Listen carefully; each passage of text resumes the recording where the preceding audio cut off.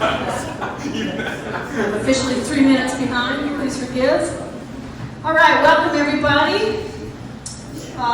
Before we get started, we have a jam-packed agenda today that is going to come. I know you're going to have a lot of questions, members, and if we run out of time because you have more questions, we may cut neighborhood reports short. Is everybody okay with that? Yes.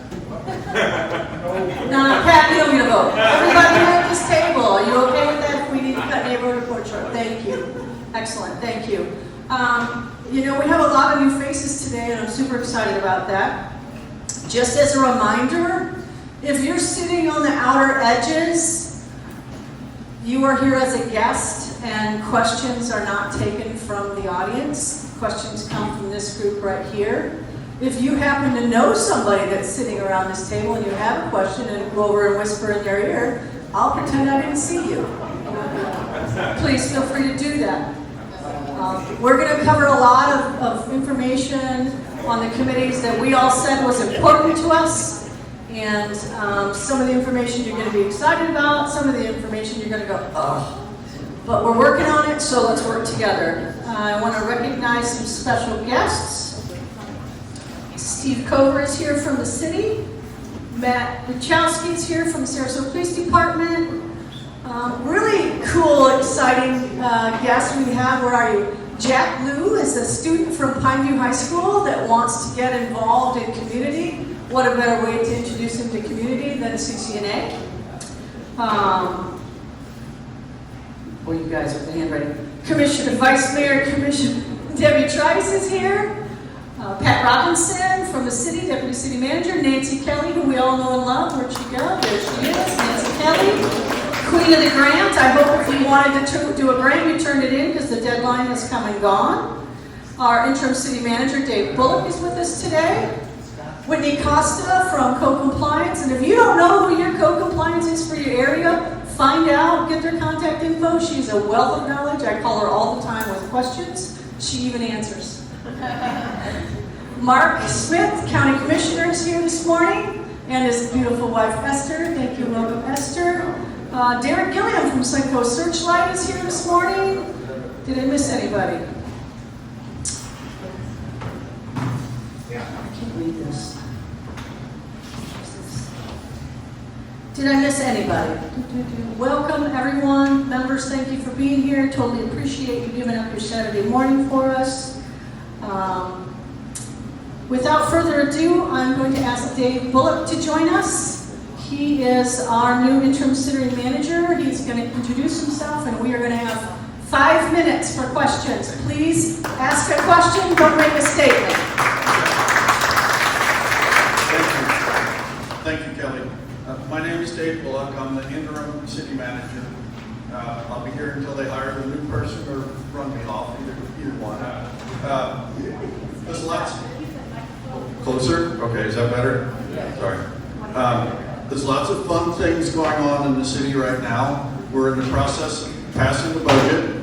I owe you all an apology because I recommended to the city that they make a modest increase in property taxes to refill our reserves after what we spent on hurricane recovery.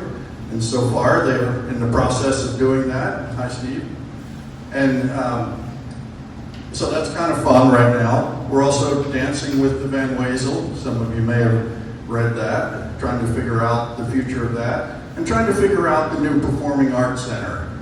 We're also working on a lot of figuring going on, trying to figure out how to develop a workforce housing project close to City Hall, downtown, and in the meantime, run a city. So we have a couple things. There'll be a new code compliance officer come on this year. We put it in the budget. We have one more public hearing before the budget is adopted.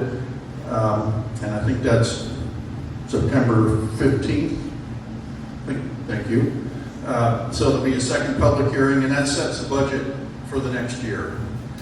We also are operating under a series of really interesting state laws. I'm going to make some statements that some might not agree with here. Florida is a hierarchy state. cities and counties do what they're directed to do or limited from doing by the state. So our ability to pass laws and modify regulations is limited by the state. And right now, we're under, all cities and counties are under a state limitation that says no new restrictive regulations related to comprehensive plans or development can be adopted until after 2027. So if you have a great idea for like just another community workshop being incorporated into our requirements, that's viewed as more restrictive. So we can't adopt anything more restrictive related to development or comprehensive plans until after 2027. If you don't like that, take it up with your state legislators because they sit above cities and counties. So it kind of grates on us local folks, you might be able to tell. But anyway, there's lots going on. I have a very limited time, so I'm happy to entertain some questions. I don't know years and years of history, but I'm really expert on the last 3 months. Didn't know about more of that. Questions?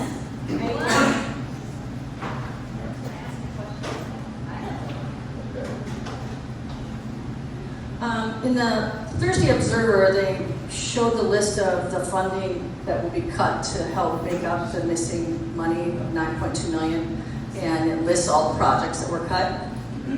What I'd like to know is, does that kill the entire project or just remove some funds? And if so, what percentage of the funds were removed? And if you don't, if it's different by project and you can just send it to us, we take that too. So just let me make sure, because I have to read the paper also to see what they said. Okay, this is what we've done, thank you. So this is a list of projects that we've taken money from to pay for storm recovery work. The city spent, out of its general fund, $20 million in storm recovery so far this year.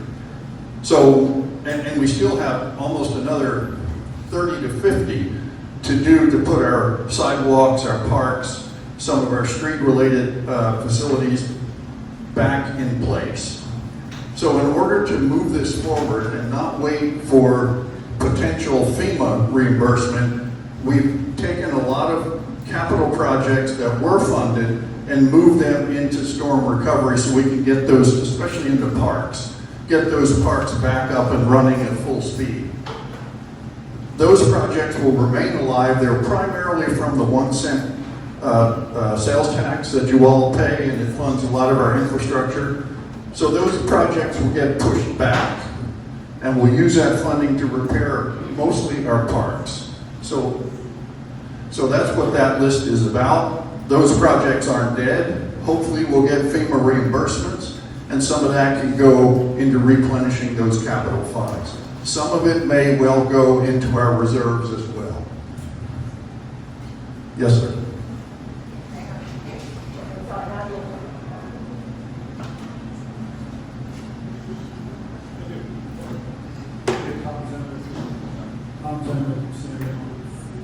Question, with the money that's being spent, is some of that money allocated to increasing the drainage of the streets with these sort of people's homes don't flood? So our very first thing we've done is we're operating under the theory that we need to fix what we have before we build new. So whatever was damaged by the storm is first priority to get that repaired. Increasing drainage is an area we navigate with Sarasota County, who provides a stormwater service. The work on the streets, work on those surface drainage structures might be the cities, or some of it might be the counties, depending on where it is. So we work closely with the stormwater program. You know there's some issues with the county stormwater program. I think they're starting to get it squared away. It will be, frankly, years before all of the planned improvements are made. And I think you guys are going to probably talk about that some today. Just have a follow-up to the FEMA reimbursements. You said that some of that fund, yeah, the plan. would replenish the 9.2 million that you removed the CIP projects. But, so, just to be clear, you're not saying that if you get the FEMA reimbursements, that 9.2 million will be returned to those projects. Some of it might, and some of it might not. So some of those projects would still remain underfunded. I'm trying to clarify, is that correct? So the way this will likely work is if we get FEMA reimbursement, which, and I have to tell you, in previous years, FEMA reimbursement was a given. We just needed to do the project, submit the necessary paperwork, and FEMA would reimburse us for 75%.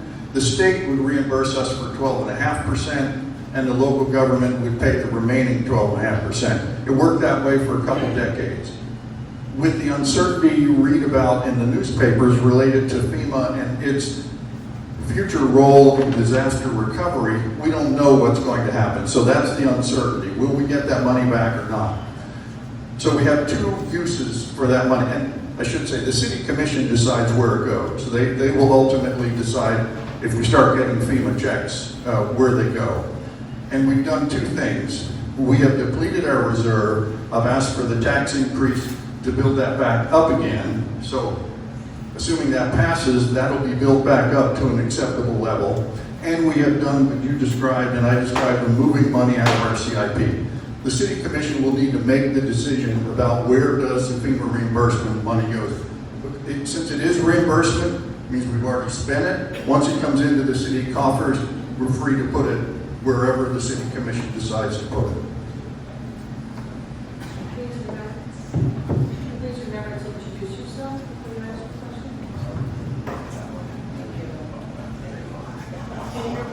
My name is Laura. It's a body. Sorry.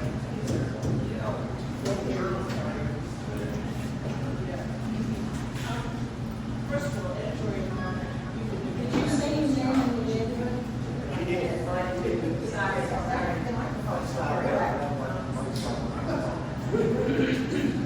Question regarding the statute you just talked about, SB 180.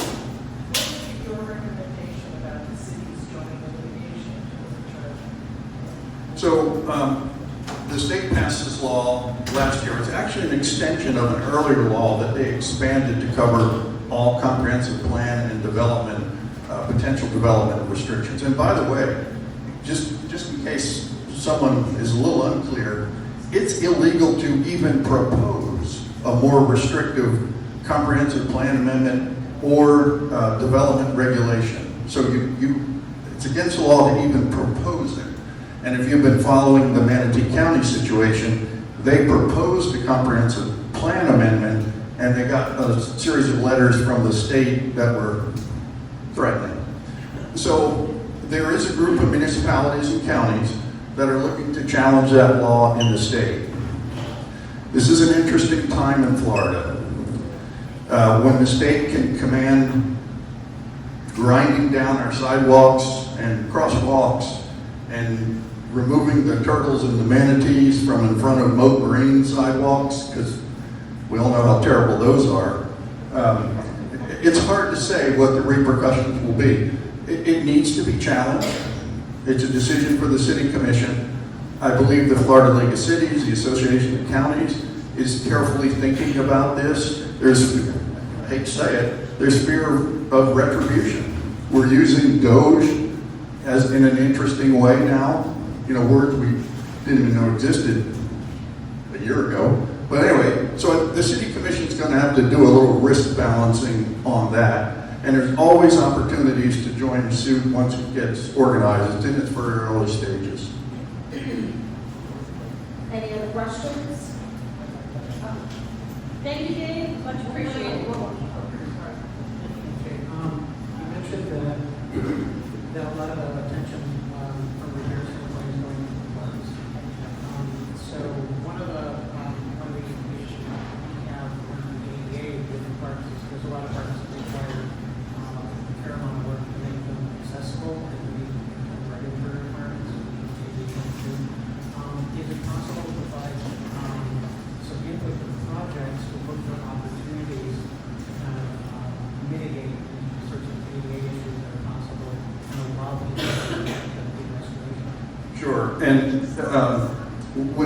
have as much damage as we had, you know, there'll be sidewalk being torn up and things like that to be replaced as part of it. If any of you know of specific parks that have an ADA non-compliance, and some do, because I guarantee there's ADA non-compliance all over the place because it just hasn't been built yet. But when we rebuild new and there's a compliance requirement, it has to accommodate that. But if you're aware of a place that we ought to be especially alerted to, just send, I don't know if you all know Jerry Vogel or not, our Parks Director, just send him a note, send him an email, because most of that work is either in the design stages or about to go out for bid. We really can't bid it until the final passage of the budget, because we can't enter into contracts for things we don't have. We can't obligate anything until we actually have the money for the most part. So just, if you know Jerry, just send him an email and say, hey, when you're looking at this park, I've noticed an ADA issue here. Thank you very much, Dave. You're very good.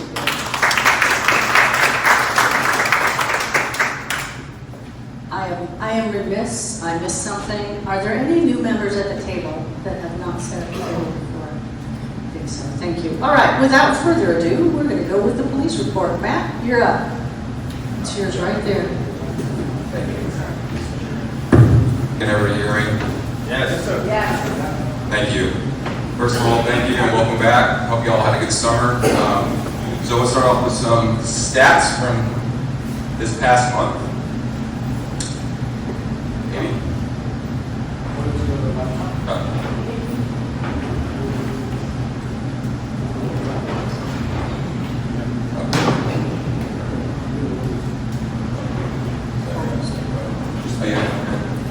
Thank you. So for the month of August, we had 1 murder, 14 aggravated assaults, 4 robberies, 5 sex crimes, 11 burglaries, 17 larcenies for vehicle, and a motor vehicle theft for 10. So if anybody's new here, after we go over the month, we like to do a comparison from last year to this year, year to date.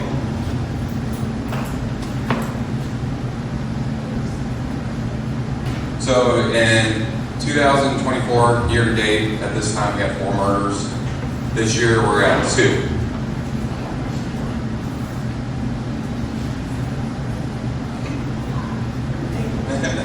That's okay. With aggravated assaults, in 2024, we had 149 and 97 so far this year.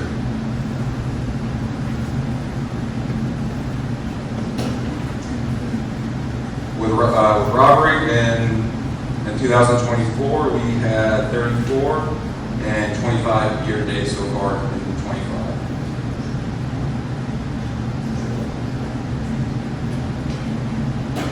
Sex crimes in 24, we have 14, and in 25 year to date, we have 20 so far.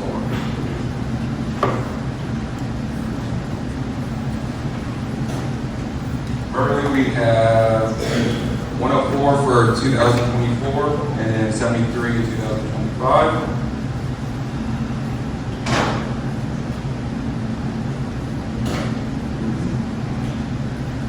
Larceny from vehicle, we have 102 in 2024 and 105 in 25.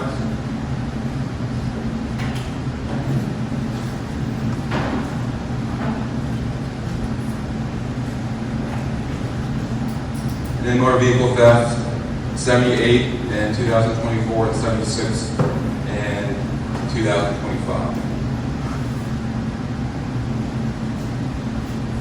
If you can't see the screen, if you scan the QR code on your agenda, you can look at it on your phone from our website, if that helps you.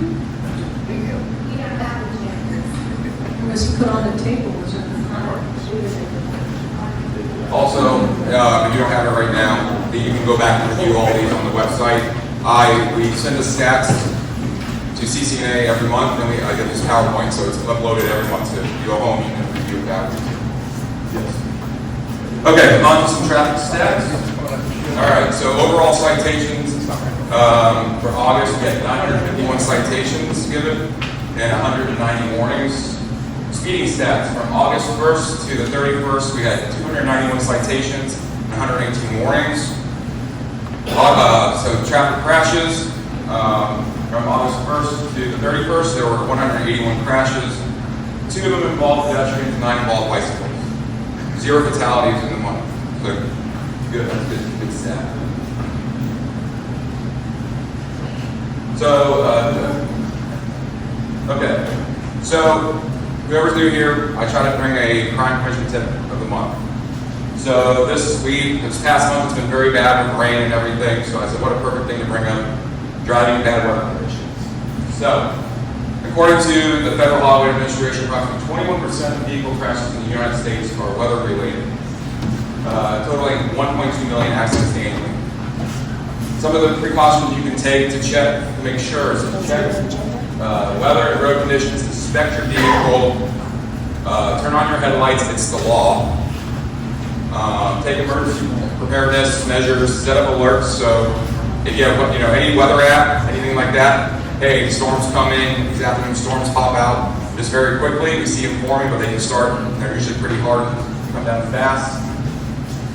And then just and so what to do when to encounter bad weather. So slow down, slow down. A lot of people I see flying still on the interstate. Slow down. You gotta be able to see and everything. And that rain comes down hard. Increase your distance. So if you don't be tailgating somebody when the weather's bad. A lot of accidents happen. Avoid sudden movements. Stay in the middle lane. A lot of rain goes to the sides. It can cause hydroplaning. Keep your windows clear. So make sure your windshield wipers are working. You'll be shocked. Sometimes that's a big issue. Watch for flooded roads. This happens a lot. You see this downtown sometimes, so cars don't see and they get stuck in the big puddle. Be alert for debris down power lines, so please, we see that a lot with hurricanes. Prepare for high winds. Avoid distractions. We shouldn't be doing it anyways, but don't be on your cell phone. Don't be driving with your cell phone. And then if it's so bad that you don't think it's safe, you can always pull over. And then if there are a few events coming up, we have the Collard Green Festival on the 18th. The Chili Cook-Up on the 19th, and so far, the Alta Vista Trunk or Treat event at Alta Vista Elementary on the 29th. And then just another thing I want to add on that, be a part of the community relations unit. I always appreciate everybody calling me to come to their monthly meetings to give stats, but if you guys have a celebration, we like to come to those too. We always have old business. Sometimes we enjoy doing that.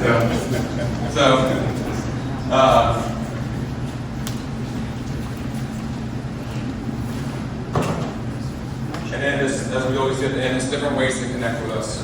Facebook, Twitter, or X, excuse me, I gotta update that. Instagram, YouTube, emergency line, 911, not emergency, 941, 316-1199. Go ahead. Thank you, Officer Mathis. Next up, we have the treasurer's report. Melinda, do we have any money? Yes, we do, and I'm told I have to do this quickly, so I will. We have $5,716 in our account, and our only expense this month was the annual fee for our website.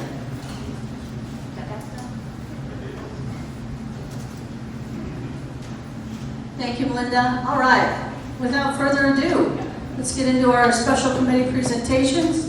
As you all know, we have committees working on different things that we as a group said was the most important thing to us. So the committees worked pretty hard on it, meeting with county commissioners, city staff, anybody that can help us solve problems or come up with creative solutions. First up, we are going to have Ron Cashton and Laurel Korberg. Laurel, where are you? There you are. With air quality. This is a committee that we just stood up earlier this year, but we're making some great headway. Ron, are you ready?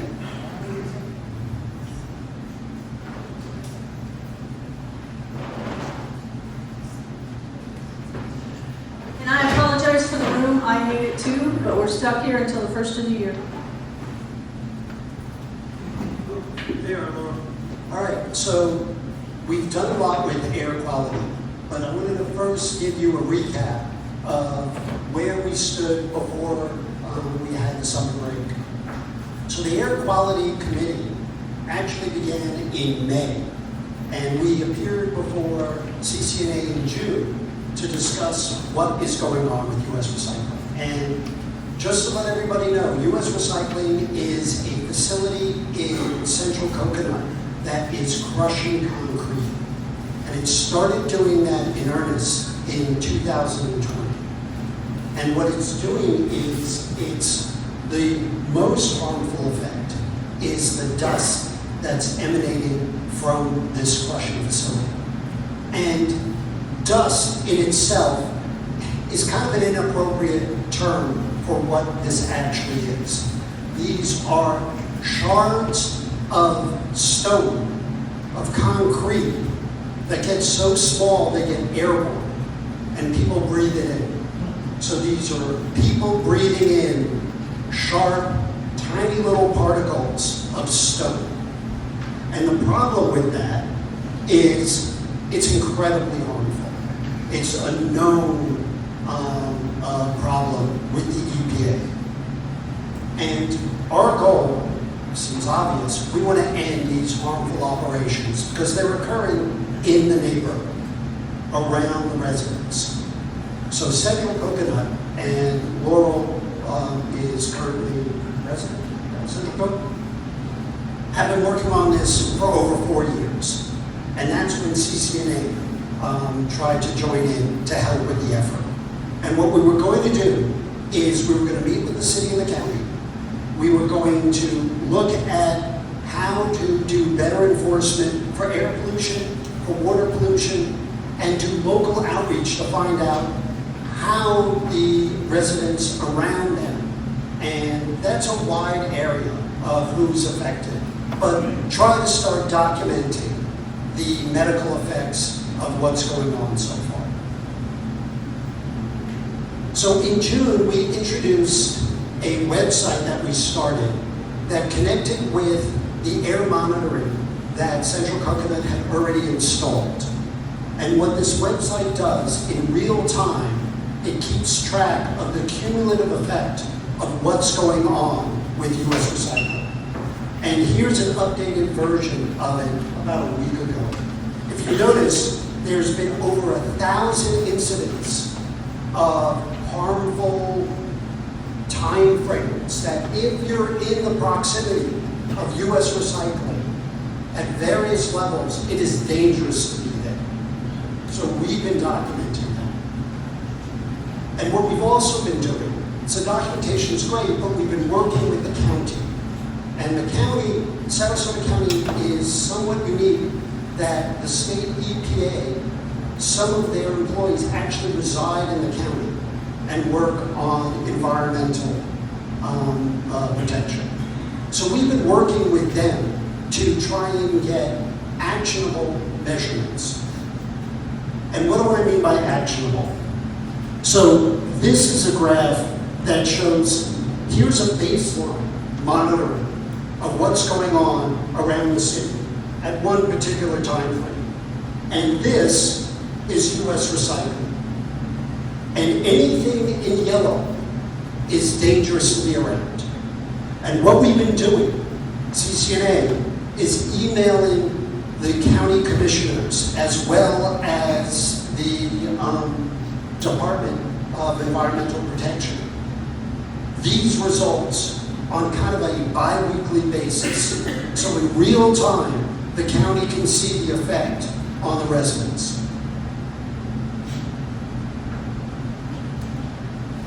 What we've also been doing, because we've heard from the residents that in addition to operating a harmful facility, they're operating after hours.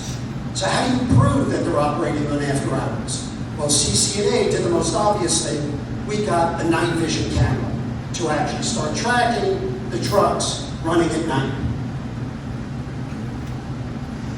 And here you see a truck running after hours to U.S. Recycling, which we reported to code compliance in the city. And we're working on citing them for after hours violations. And what's interesting about that as well is we look at it on a daily basis. Friday morning at 5:43, we recorded a truck going to U.S. Recycling yesterday. So it's only one truck. Here's another video at 6:22, time stamped, recording a truck going to U.S. Recycling. So CCNA is actually doing things that the government regulatory agencies can affect. That camera also helps us for daytime violations because some of the residents were reporting that trucks were leaving U.S. Recycling in a plume of dust.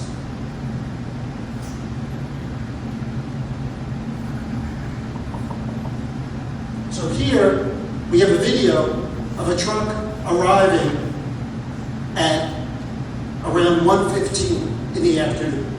Clean truck. 11 minutes later, you'll see the truck leaving, plume of dust. It's great to have this video, but what do you do with it? Well, we sent it to the county EPA, who took that video and cited them for EPA violations. So we're having real effects.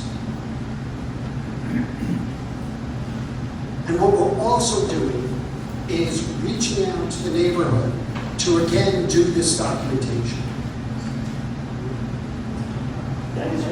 This is my part. So I'm Laurel and I am the president of Central Coconut. And we are ever so grateful that CCNA has taken this on as an initiative. We've been at it for 5 years and getting along, but not getting it over. And this sort of documentation is finally giving us the proof of what's going on here. And certainly, it's not legal. But the big thing that I would beg of each of you to do, if you don't think you live near this problem, you do. This dust travels for miles, and it is not something that goes away. So if you've noticed since you moved here that your eyes are a little more itchy, or you're sneezing a little more than you used to do, or you're coughing a little more than you used to do, you might be feeling the effects of this. So I am begging you to please, if you know anyone affected by this, take the survey, because this is the evidence that we need to finally get this thing off of our agenda. Thanks. Think about it like this. If you work in the Central Coconut District, or someone you know and love works in the Central Coconut District, there's lots of business there. They're affected by this too. It doesn't matter where they live. This is where they work and that's what they're breathing. And we're not that far away right here from the U.S. recycling plant, just to put it in perspective. So that health survey is going to go a long way to help us document what's going on. And why is the documentation important?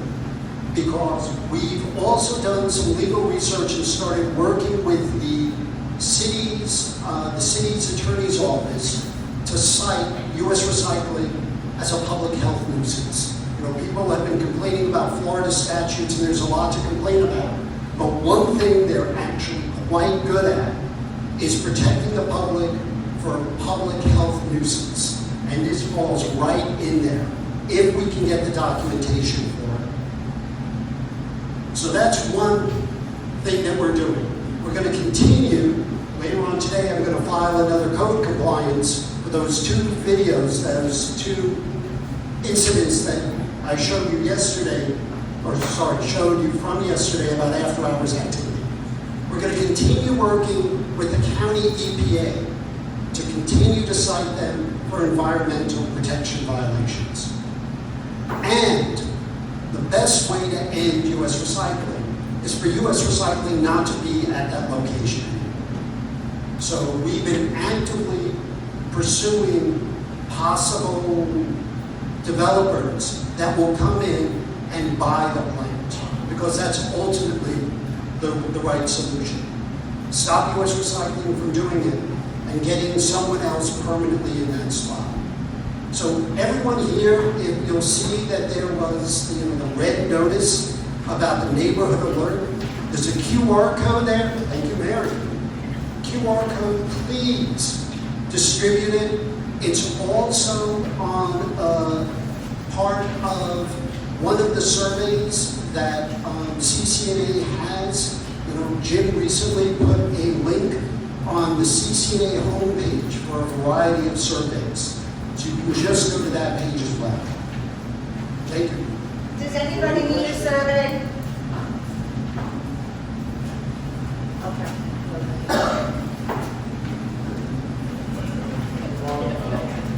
Hang on a second. Hold on one second, hold on one second. Ron, do you have more slides? Do you have more slides? Ron? No.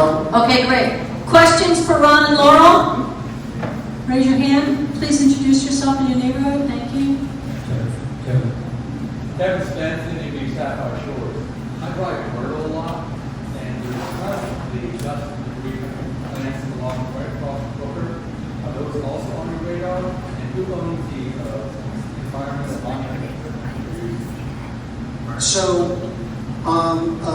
CCNA actually purchased the equipment. It was originally with Central Coconut, and they've been doing it for so long that the monitoring actually wore out. We replaced ours, and then noticed that we were outperforming the counties, so the county then had to go back and replace their equipment.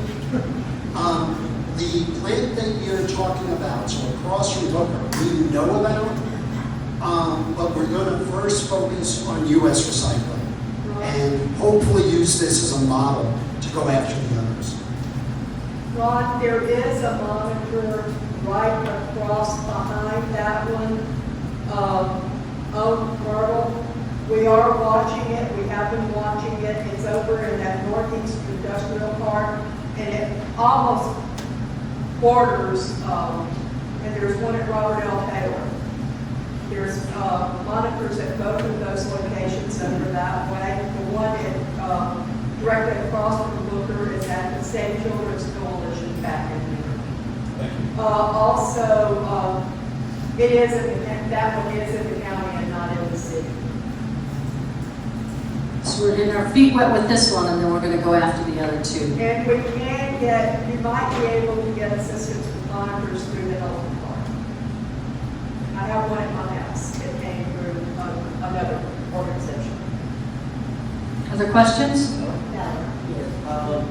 So I was going to say that we do have monitors around the new town because the environmental outreach have been meeting that means, however,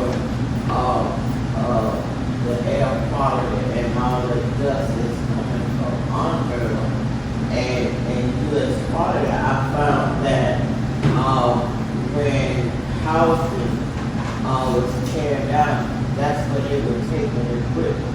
So are y'all working? Is the city and county coming together to solve the issue? Because we've been fighting this for over 10 years, and nothing, absolutely nothing has gotten done. And frankly, I just don't want to go through another process, like we're going through the process, but absolutely nothing is being done. These people have to be shut down, but then we need to look at solutions, how it can be fixed, where can they go? Because when you're tearing down buildings, you gotta have to take it with. But yeah, when people use illegal, they work early in the morning. Yeah. So the city and the county, all the commissioners that we've talked to have been absolutely fabulous because they realize this is a danger to the residents that live around it. So the problem that we've had with this is because of the dust that it creates, the pollution it creates, It goes through a lot of the loopholes that would normally shut down a facility like this. And to give you a general idea, the zip code with the highest rate of asthma in all of Florida, the highest rate is North Sarasota. And there's a reason for it. It's crazy. Any other questions? All right, Ron, Laurel, thank you very much.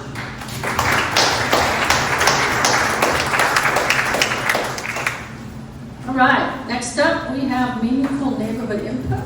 Jim Ludwig, Leslie, and Daniel. This is a committee that's been working for quite some time to find ways for the neighborhoods to have a voice as it relates to development within our city. Jim, do you have a microphone? Yes, thank you.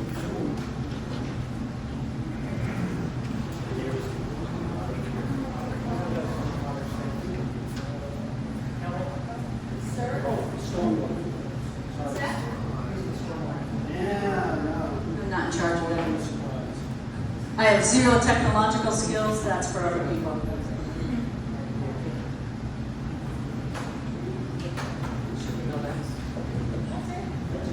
That's it? Perfect, thank you.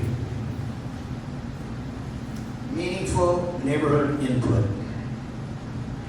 I recently said to one of the commissioners when we met to discuss this next step of this project, I can't believe we're finally at this point.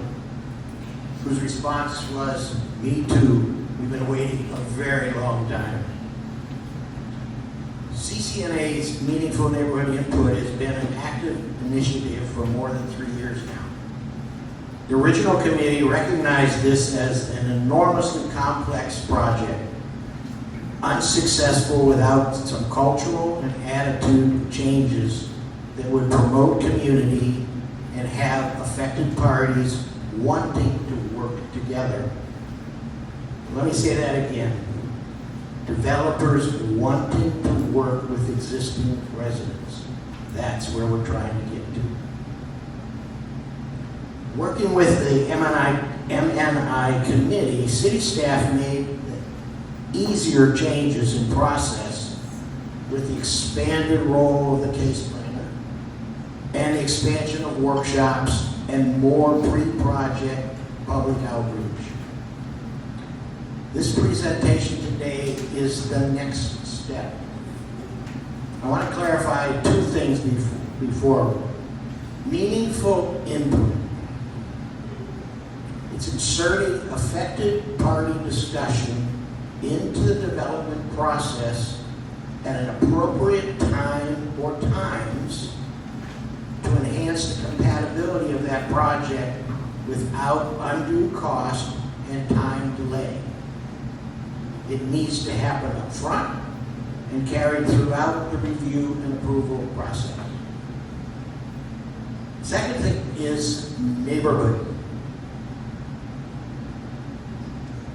Neighborhood, it's important to understand when we talk about neighborhood, we're talking not about neighborhood associations.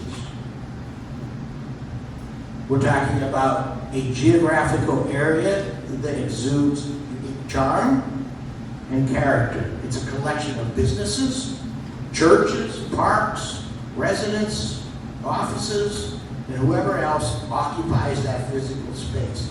That's the neighborhood.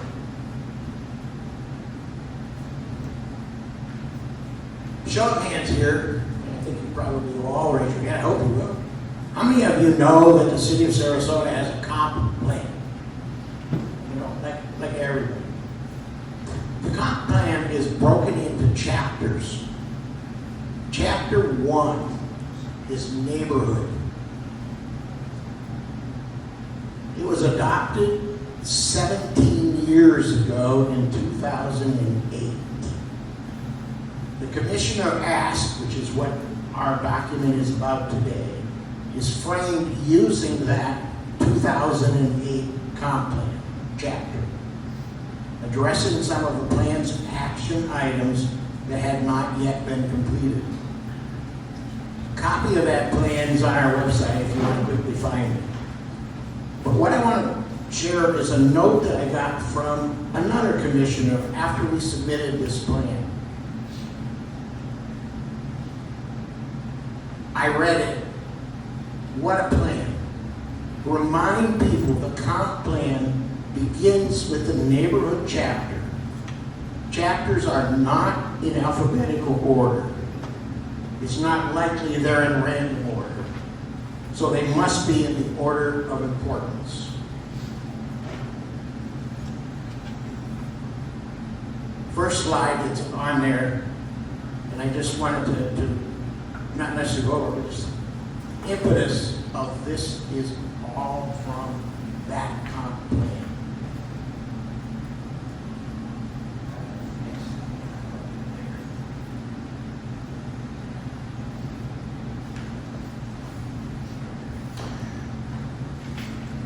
All right.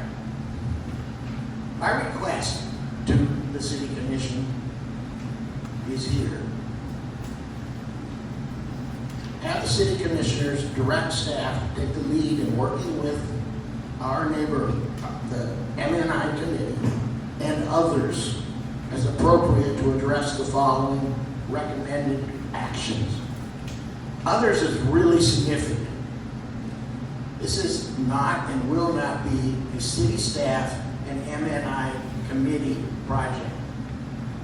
Others is here on purpose, meaning we will try to include and want to include anyone from either inside or outside our community that can help us accomplish these objectives. I'll leave it at that for now. But understand the objectives and strategies we are referencing in this document are all verbatim from the comp plan, 2008.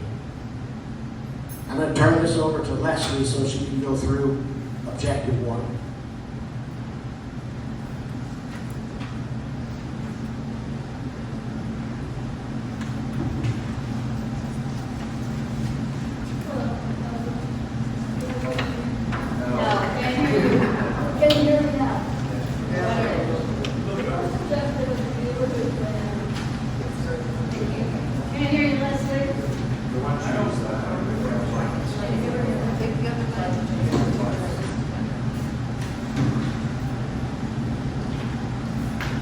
All these slides are in a document in front of you, so you can read them there if you don't.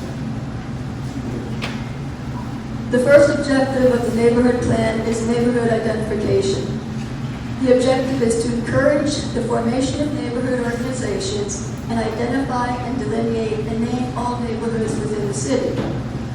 The city does have a neighborhood web page which links the public GIS viewer that has over 20 layers that shows the different neighborhoods, trails, evacuation centers, etc. To contribute to this objective, we are proposing for the city to recognize that the entire city of Sarasota is subdivided into neighborhoods, each with a unique set of characteristics. Recognize that every development occurs within one of these, or more than one of these neighborhoods. Promote each city's neighborhood's character, identifying what makes them unique. Clarify requirements for forming a recognized neighborhood association, ensuring only one association per neighborhood is approved. Create a plan to encourage unrepresented neighborhoods to organize with mentorship from existing neighborhoods. Now, can you change the slide? In addition, to evaluate or reaffirm all existing neighborhood boundaries based on recent and proposed future use. This process may involve the addition of or consolidation of existing neighborhoods. Delineate the demographics of each neighborhood, including the number of parcels by type, such as residential or commercial. Delineate streets of each neighborhood by type, such as arterial and collector. And the meaningful neighborhood input team, as Jim already mentioned, is happy to work with the city staff to make this happen. And next, Daniel will discuss objective 2. So the second chapter of the comp plan has to do with neighborhood information system. And the first objective is entitled Computerized Database. And this is basically to include a neighborhood field in all relevant paper and electronic forms, reports, and within all databases that are used for information management. In other words, for any kind of city process that has neighborhood impacts, such as the development process, the idea is to include mandatory data within all of the forms and the stored data that indicate what neighborhood is impacted by the process. So for example, today, if you want to get a report, you say you go to the city, you say, I'd like a report on which neighborhoods have the most new development, for example. That would have to be put together manually in a really laborious process. There's no way to generate that from the databases today because it isn't stored in the database, it isn't collected, and it's not entered into the database. So this is a really important thing. One of my teachers years ago said, what you measure, you get. And this would enable us to do a lot of measuring and reporting around neighborhood impacts of processes. And this would include things like city projects, capital improvements, development applications, and permitting processes. And this would enable us to query, segment, report, and analyze by neighborhood. The other part is to create a DRC database, a public portal for planning, zoning, and building emails, and require a protocol to create public records of staff applicant discussions. This should include documenting all interpretations of commitments, clearly identifying projects and communications, and storing all records in a searchable, publicly accessible database. So really both of these, neither of these is about changing a process or imposing new restrictions or anything like that. They're all about transparency and reporting and improved data regarding neighborhood impacts. And the idea here is to staff this particular part of the project with a meaningful neighborhood input team.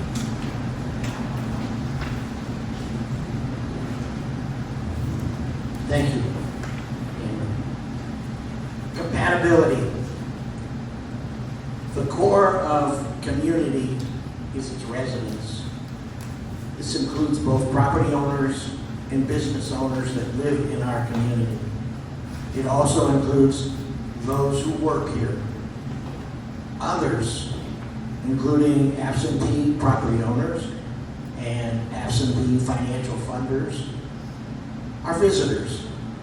Visitors are very important, but they're not the core of this community.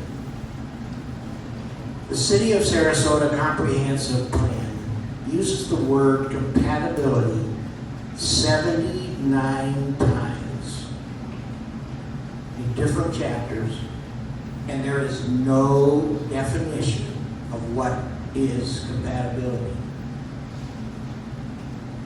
We primarily either don't include it in any review, or we use the state's definition, which is basically compatibility means a condition in which land uses or conditions can coexist in relative proximity to each other in a stable fashion over time, such that no use or condition is unduly negatively impacted directly or indirectly by another use or condition. Our DRC process is required by code to include compatibility, but because the process is because the DRC process is an objective review process, there is no objective definition of compatibility, so compatibility, for the most part, is not considered. As we've all experienced, once you take compatibility out of the equation, community is non-existent. Instead, it's many times one aspect of our community at odds with another. We are many times just beating each other up. The M&I committee believes that this community owes it to ourselves to find an objective definition that is both quantitative and also allows for variances. And we want to integrate that into the entire development process.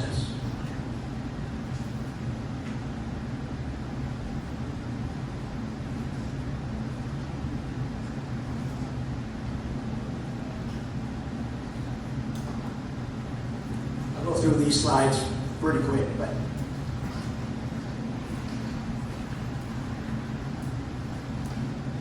Objective 4, Strategy 4 of the comp plan says involve neighborhood organizations. We're saying to formalize and codify the development review process requiring the developer to meet with any impacted neighborhood prior to the development even being submitted to discuss concept and compatibility. We want to review the Laurel Park Overlay District development for its potential applicability citywide, excuse me. We need to evaluate the timing and breadth of presentation materials for a public workshop, including requiring an additional workshop if a project experiences a significant design delay.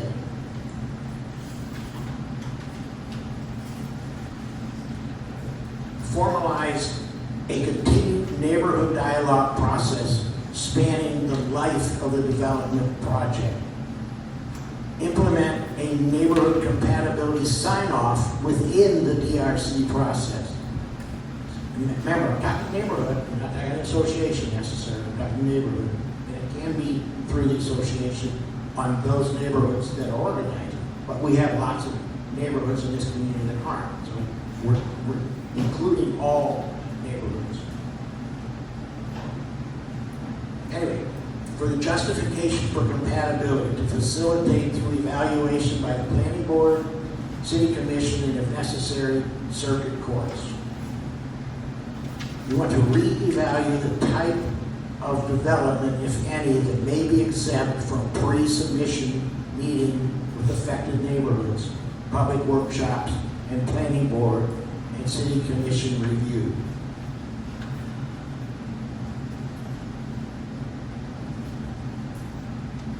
Next slide.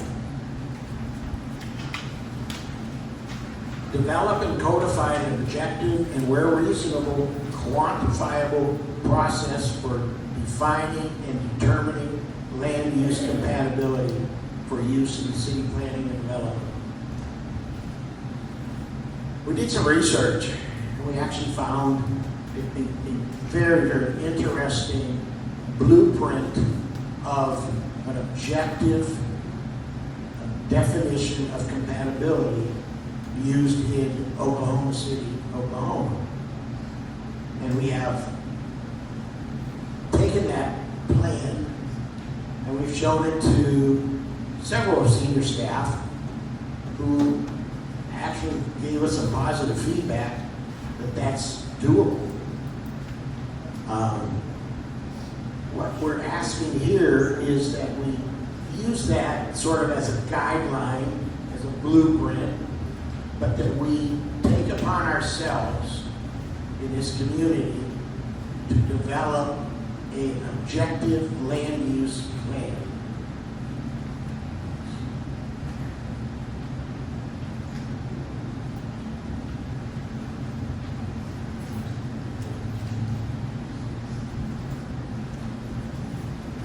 So we want to develop and codify that matrix that can be used to assess the intensity and design of a proposed development, etc. All the things that we're talking about are quite honestly on our webpage, on MNI. You can get into much more detail. You can get into all the references. We've got links to other communities, they've done things. It's all there, and it's very, very interesting. So identify technical compatibility issues and potential mitigation techniques. That's the Oklahoma plan basically is your developer comes in, fills out a compatibility chart. They determine whether their project is compatible or not based on the matrix.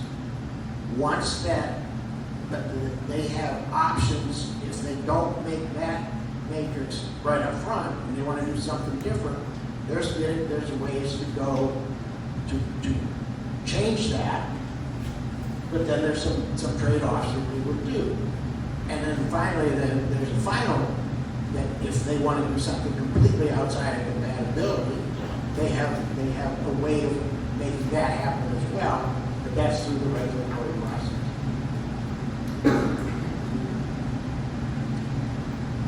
Anyway, this one would be, we would be working with, obviously, staff, team, and developers, the whole development community on this one.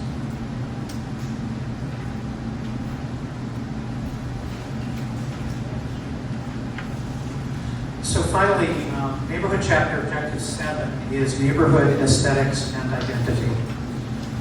And the idea here is to establish an Our Neighborhoods presence on the city website, promoting each neighborhood's character, identifying parks and recreation, schools, public spaces, walkability, local businesses, churches, historic homes and buildings, etc., and the neighborhood association's contact also where that's available. Where appropriate, this page would link to public works and other projects.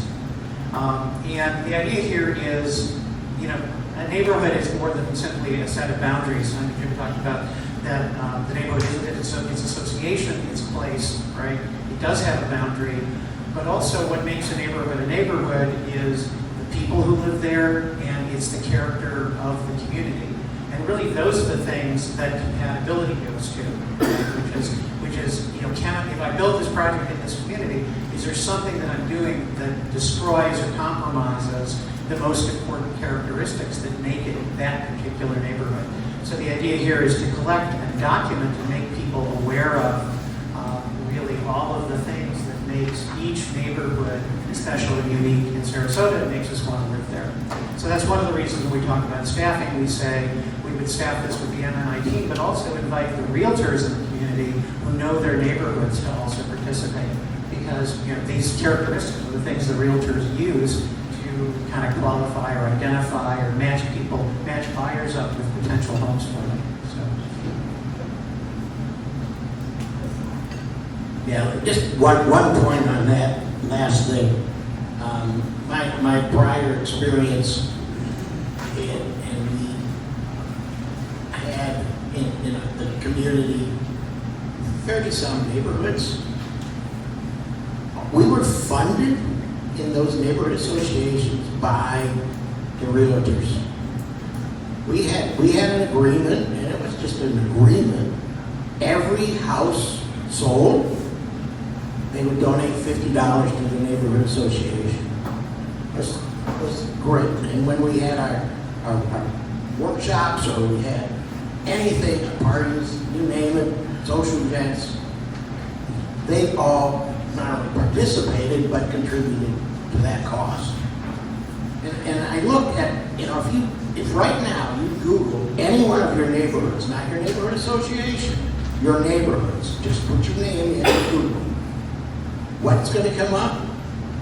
The first half dozen or more are listed, real estate listings in that neighborhood.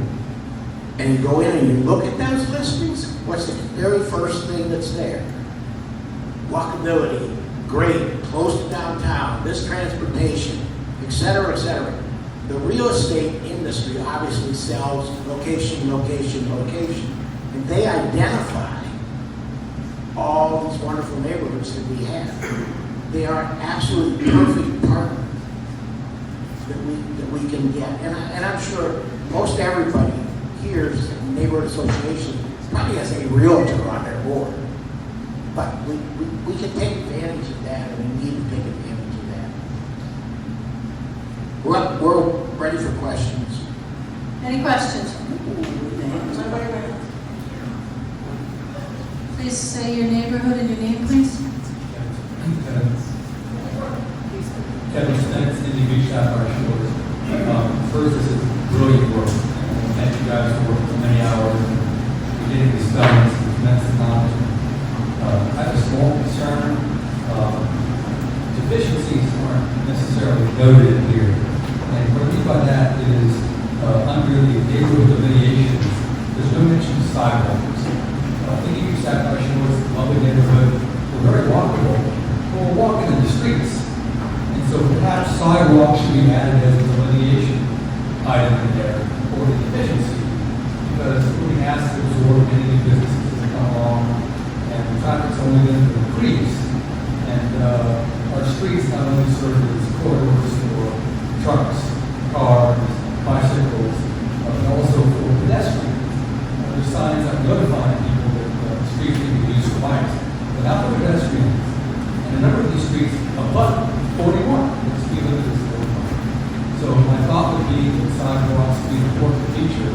have in the neighborhood delineation. I'd like to make a recommendation. Are we good? Absolutely.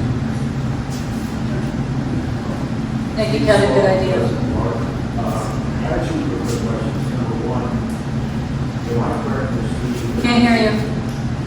Am I correct? Can you hear me? Okay. I have two questions. One is, am I correct in assuming that this is implemented in the comprehensive plan? Yes, yes, absolutely. And the second question then would be, can that be done even with the state bill and because we are doing combat policies or are we restricted to doing that? Can you repeat that question? I couldn't understand it. The question is, if we're implementing existing comprehensive plan objectives, are they subject to state bill 180 or not? Or are we prohibited from Probably. comprehensive plan policies?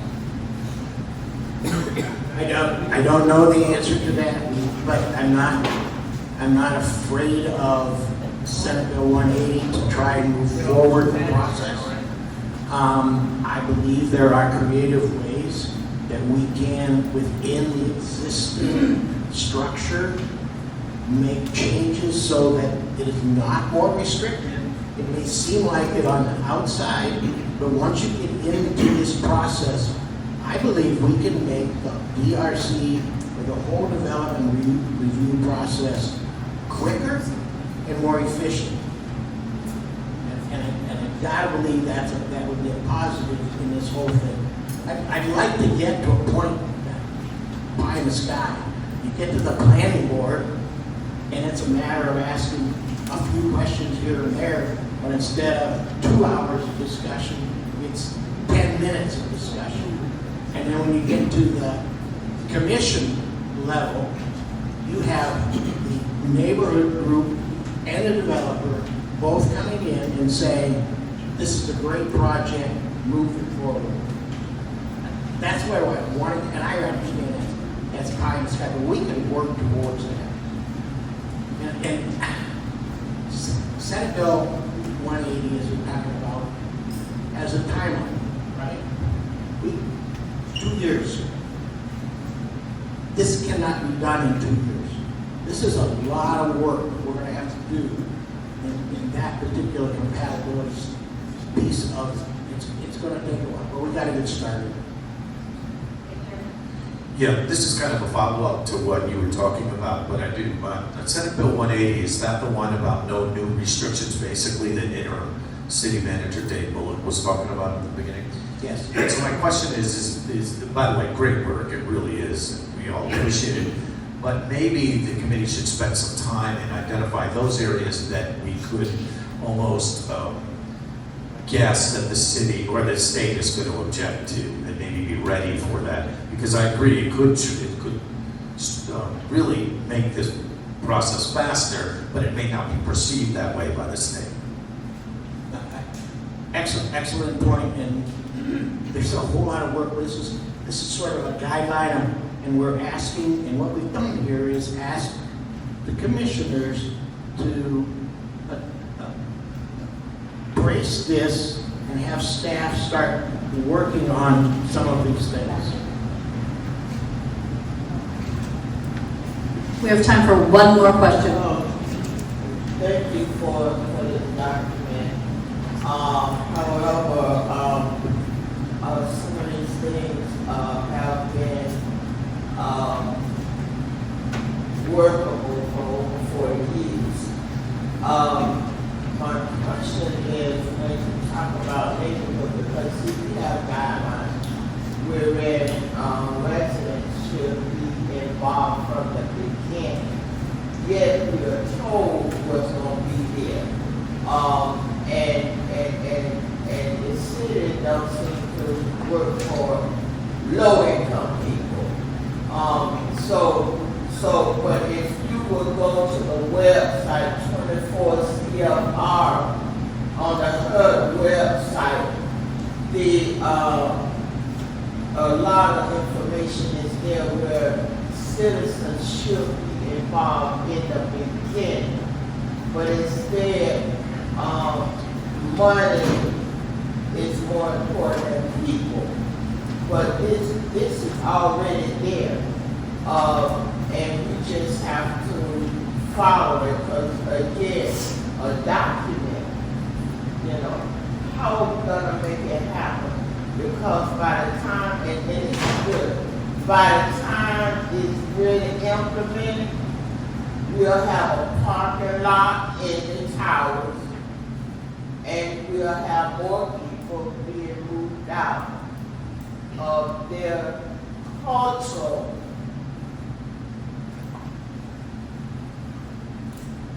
Thank you. Thank you, Valerie. All right, thank you, Jim, Daniel, and Leslie. Appreciate your time, your energy, your input. All right, our last presentation, I know many of you came here for, Stormwater. And I'm going to turn it over to Beth, who is the chairperson of this committee, Beth Nokston. Good morning. Can everyone hear me? We stood this initiative up to about 4 months ago, May 3rd, and you all remember you would sit in this room and talk collectively about flooding, whether it was Debbie, whether it was Helene, whether it was Milton. But our meetings were consumed with flooding issues. We all know those were 100-year storms, but there's infrastructure issues, there's issues that we all needed. We talked about, so we said, let's start this initiative so that you all have a collective voice. Within this stormwater initiative, we broke it into 3 projects. One of them is resident structure and street flooding. The second one is waterway cleanup and dredging. That's specific to Hudson and Whitaker bayous. And the third one is zoning, budgeting, and land development change recommendations, changes to city code, maybe just following the code that's there, and code compliance, making sure it happens, things of that nature. But most importantly probably is the budgeting, because we all know if the money isn't allocated, the change isn't going to happen. Next, what we did, and I'm going to turn this over to Steve to go into depth on it, but we sent out an email to all of you, and you did distribute it to everybody in your community. We asked for the top 2 to 4 most concerning areas in your community where you had flooding. Thank you, because without that data, Steve wouldn't have been able to launch an initiative for us that you're going to see where all of that information is having an impact. So please, I invited a lot of people actually from your community that helped me behind the scenes. And if they're here, thank you. There's going to be more asks coming to you, and I appreciate your involvement. Lastly, there is a collective voice now for stormwater coming from CCNA. We have set up a lot of meetings with the senior leadership. We met with Nick Patel. I think we all know Nick. We met with Pat Robinson. We had time with Dave Bullock. We've met twice with County Commissioner Mark Smith. We've met with 3 of the 4 other commissioners. The last one we'll get to at the end of this month.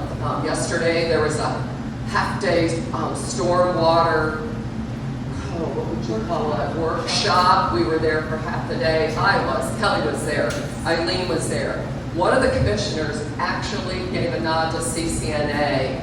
You have to remember, they're county, and they gave a nod, and they said that our organization had been there, we'd come to them, and we talked about our needs as a community.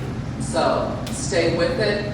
You're not going to see a change yesterday, today, and you're not going to probably see a change tomorrow, but you will eventually. This is a long haul, and I'm going to turn it over to Steve to go into depth as far as what we've been doing. Thanks, Beth. Make sure I hold this up. My name is Steve Swaw. I apologize, I am a civil engineer. Are there any other civil engineers in the room? Good, I can say that my biggest dread is sitting through presentations by civil engineers. So I'll try to make this as painless as possible. I'm going to go through those 3 initiatives and provide an update that been working on up until this date for those three initiatives in a little bit different order. The first is the dredging of primarily Hudson and Whitaker Bayou. There's promising news on that front. The city of Sarasota Public Works, Nick, we've worked with him. He's prepared proposals to dredge Hudson Bayou and Whitaker Bayou as part of the Sarasota SRQ Resilient Grant that's coming in from HUD. So the county as a whole is getting, I think, over $200 million. I think they're looking at allocating about $75 million of that for dredging. Philippi Creek, as I mentioned, is a big one, but Hudson Bayou and Whitaker Bayou, according to Nick, he's talked with the city, our county staff, and they're supportive of those two projects. So Nick has done quite a bit of work on developing the cost of those projects. I know that with respect to Hudson Bayou, there is a coalition that is kind of the lead on that, that I'm sure will be engaged throughout that process. I don't know if there's a similar coalition for Whitaker Bayou, but that wouldn't be a bad idea either. And CCNA will do whatever we can to support those two initiatives. I also want to mention that the city put forward projects for that resilient SRQ for St. Armand's to the tune of $25 million and some other drainage improvements within Whitaker Bayou. So that's good news, and they've, like I said, they've worked through a lot of where the money's going to come from. Most of it's from SRQ, resilient SRQ, but the city has other funding sources, and I guess the Corps of Engineers is also involved with providing funding for Whitaker Bayou. The second initiative I want to go over is the flooding. That's the one where we got a lot of information from the different communities in the city. And what I wanted to start off with is this, what's called this level of service for flood protection. This is really what is used and has been used for 30 years.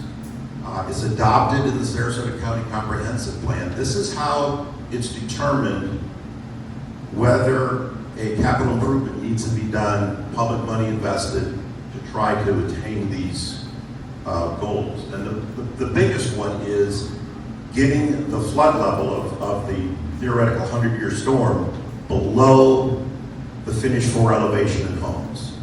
That's really the main driver to what money is expended for.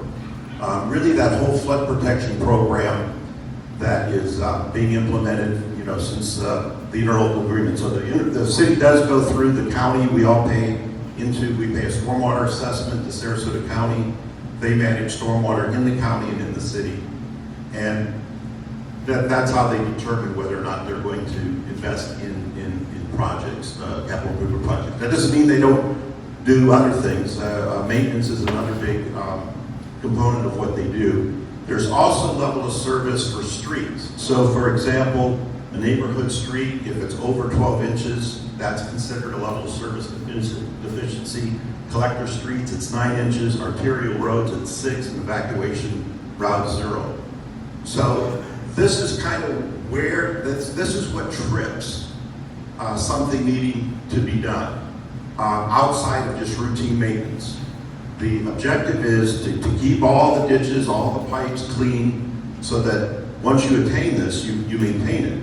But if you have problems that exceed this, that's the threshold that's used.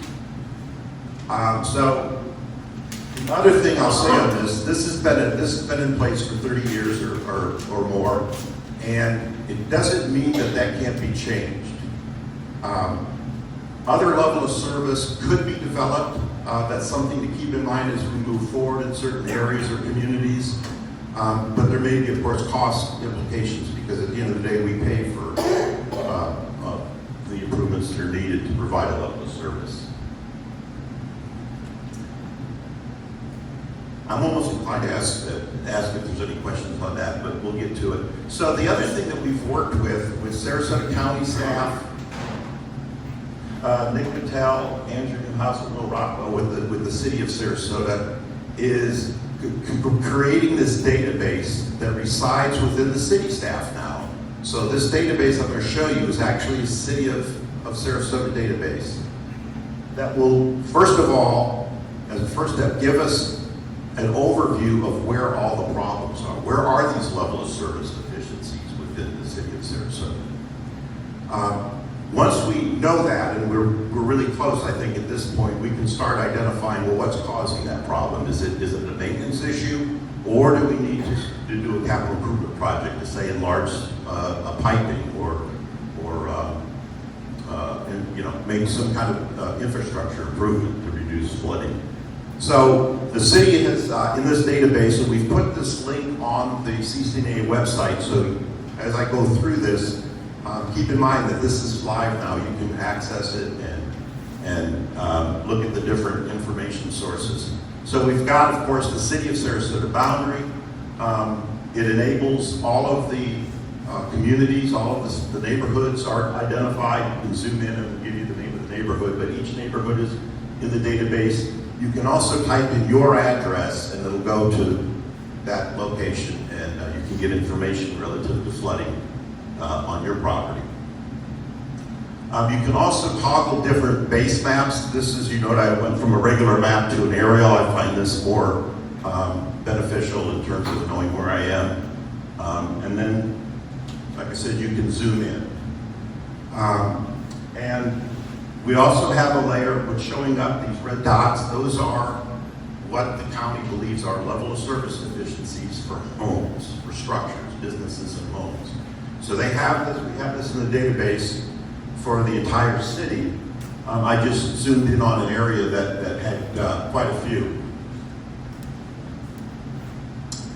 And then I don't know if you can see it, but in orange, those are street level of service deficiencies. So you can zoom in and see is the street that I live on, is it have more than the depth of flooding that's on that level of service. So this is very helpful. Now we have the data of where they are, and then we also you can also click on and superimpose the 100-year floodplain. And you know, coincidentally, those line up, and they should. In other words, the homes that are in streets that are level of service deficiencies reside within areas that are flood prone for the 100-year storm.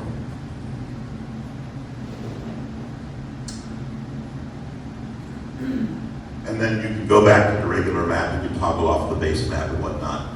And then finally, we've also incorporated the information that we've received from you all. This is probably the one thing we're still working through with the city to make sure that we have the right category. We have two categories. One is street flooding reported, and the other is home flooding or structure, business, building flooding. So we have both that have been submitted by folks. We want to just make sure we're still kind of vetting this part of it out with the city to make sure that we have the right category on the map. But this is a dynamic process. If, as we go on, you're aware of other problem areas, by all means submit them, and we'll keep updating the map with that. So now that we have a lot of those problem areas identified, what we'll be doing is sitting down with city staff and county staff to help go through those where we've got a lot of problem areas and start to prioritize based upon where most of the problems are. And one of the easy fixes we know is maintenance. And I know that from my experience just walking around the neighborhood, at times these inlets that are in the streets can be completely covered with vegetation. And I typically just kick it off as I walk by. But that's something that's a real easy fix. It's just making sure those inlet grates in the streets are not covered with vegetation, because that will cause problems for sure. And there's two kinds of inlets. The one in the upper left-hand corner is what we call a throat inlet, and the one on the right is a grate inlet. The one on the right is typically the problem, because that's what gets, you know, pine needles and leaves and all kinds of stuff on top of it and gets blocked. And the bottom, there's on the lower left, there's actually an inlet in there. It's just overgrown with vegetation. And on the right, this is well after a storm, and there's water standing at the throat of the inlet. So Kelly pointed this out to me, and we went out and looked at it, and the inlet downstream is bone dry, so there's a pipe that's blocked clearly between the two. So looking for that, if you see it hasn't rained or, for a couple of days and the water level's up to the throat of the inlet or even in the street, that's something that indicates some kind of blockage. So this is kind of maintenance related. It's something that neighborhoods can kind of keep track of as well. The other that's not so easy is this infrastructure thing. And I apologize for this graphic, but I wanted to talk briefly about how those issues can be addressed, the infrastructure issues.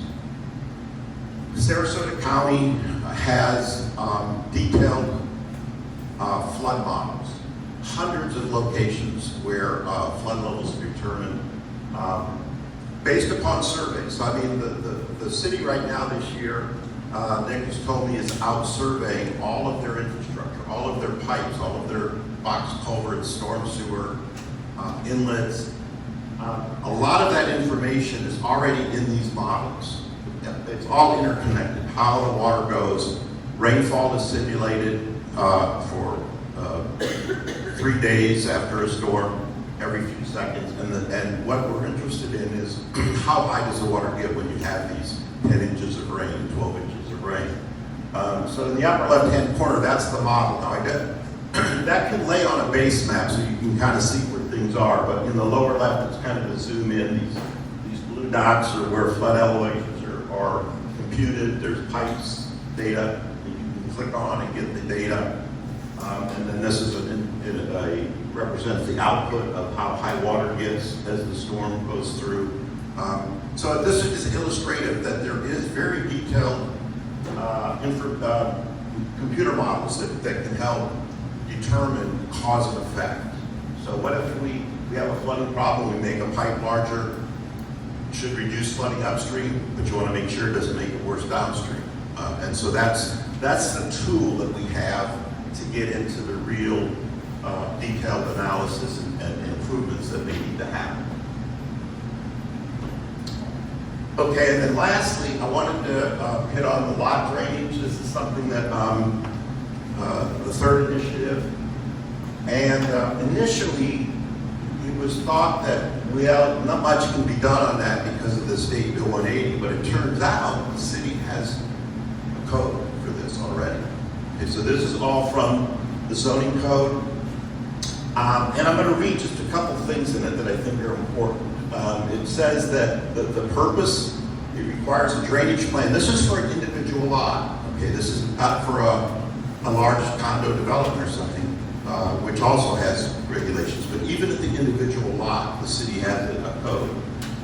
And I've been involved in stormwater for over 40 years in this region. This language is perfect. I can't imagine changing a word on it. It really articulates what needs to be done. It cites right up front as the purpose. It acknowledges that new construction, single-family dwellings often alters the historic drainage pattern from a parcel of land to the detriment of adjoining properties. The health, safety, and welfare of the citizens of the city are promoted by requiring new residential construction to direct attendant stormwater drainage into public or private facilities rather onto the land of adjoining properties. And then it goes on to talk about what needs to be included in that drainage plan. And it's written really well of how to do it. And it also indicates that they can require a drainage plan to be prepared and signed and sealed by a professional engineer meeting the requirements of this section. The site must be built to conform to the submitted drainage plan. So that's their way of making sure they don't issue a CO until they've gone out and inspected and make sure the plan complies.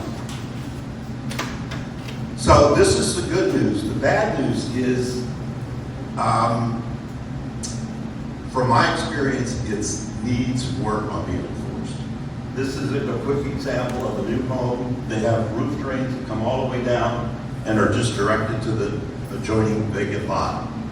Those dark signatures, I call them the 1-inch rainfall ponds. So they're basically just in direct conflict with the code. They're using the adjacent private property to manage their stormwater. This is what it looks like after 2 inches of rain. And I mentioned this, that we've met with the city staff on this. Engineering is currently not engaged and involved in the review of these drainage. That's something that I think they're looking at. We're going to continue to work through this because this is real important. There's a bigger issue here, which is when this overflows, it's overflowing into, in this example, 6th Street, a public street. The water flows down into the inlets, and at that point, it's Sarasota County's problem because they are responsible for the stormwater infrastructure. So there needs to be this shared obligation to manage stormwater.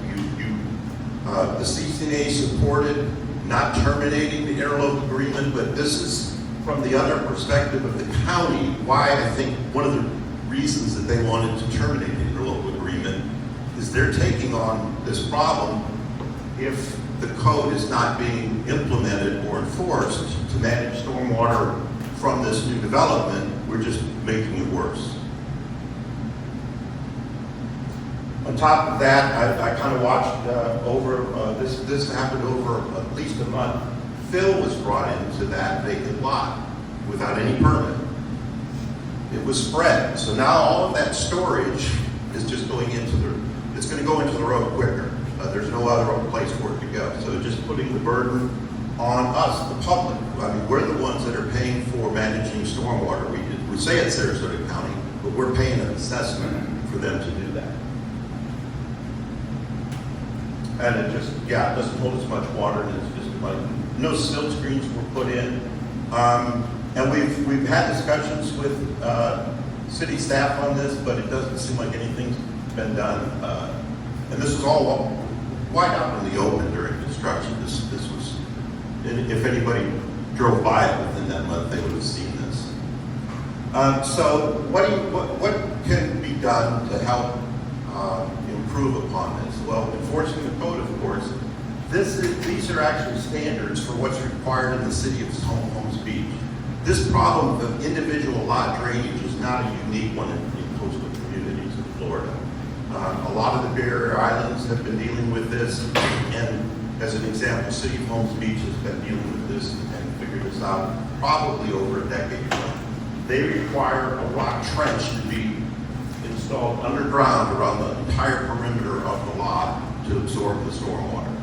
They also require and have standards for a pervious driveways. That's become a pretty standard thing when either new construction is built or older homes are torn down and rebuilt in a larger configuration. The city of Sarasota, the city of Holmes Beach, and I worked for them before I sold my firm a lot. We helped them with this, but we would send an engineer. They had one of our engineers that sent a young engineer out to help them review these twice a week. They review the plans, they review the construction, they go out when it's being put in the ground, and then they review it when it's completed to make sure it was installed right. And so it's important that this rock be, if you're going to do this, it's an infiltration system. That rock will hold water until it can percolate into the ground. And they work pretty efficiently. On this example I mentioned, what I'm seeing is this is a rock, but it's above ground. So it's like a sieve. It's not infiltrating into the ground. It's a sheet flowing into the lower lying land adjacent to it. So the idea is there, but the execution is not right. I think a big part would be if the city, what I would recommend is that they do require an engineering plan for drainage of these lots, because for the most part, an engineer is going to design this so that it, at least on paper, should work. But this, I mean, when you put this over the top of, when you fill, 2 or 3 feet and then put rock on top of that, water's just going to seep right through it. I don't know, but the point is it's an expensive thing, but it's not going to work.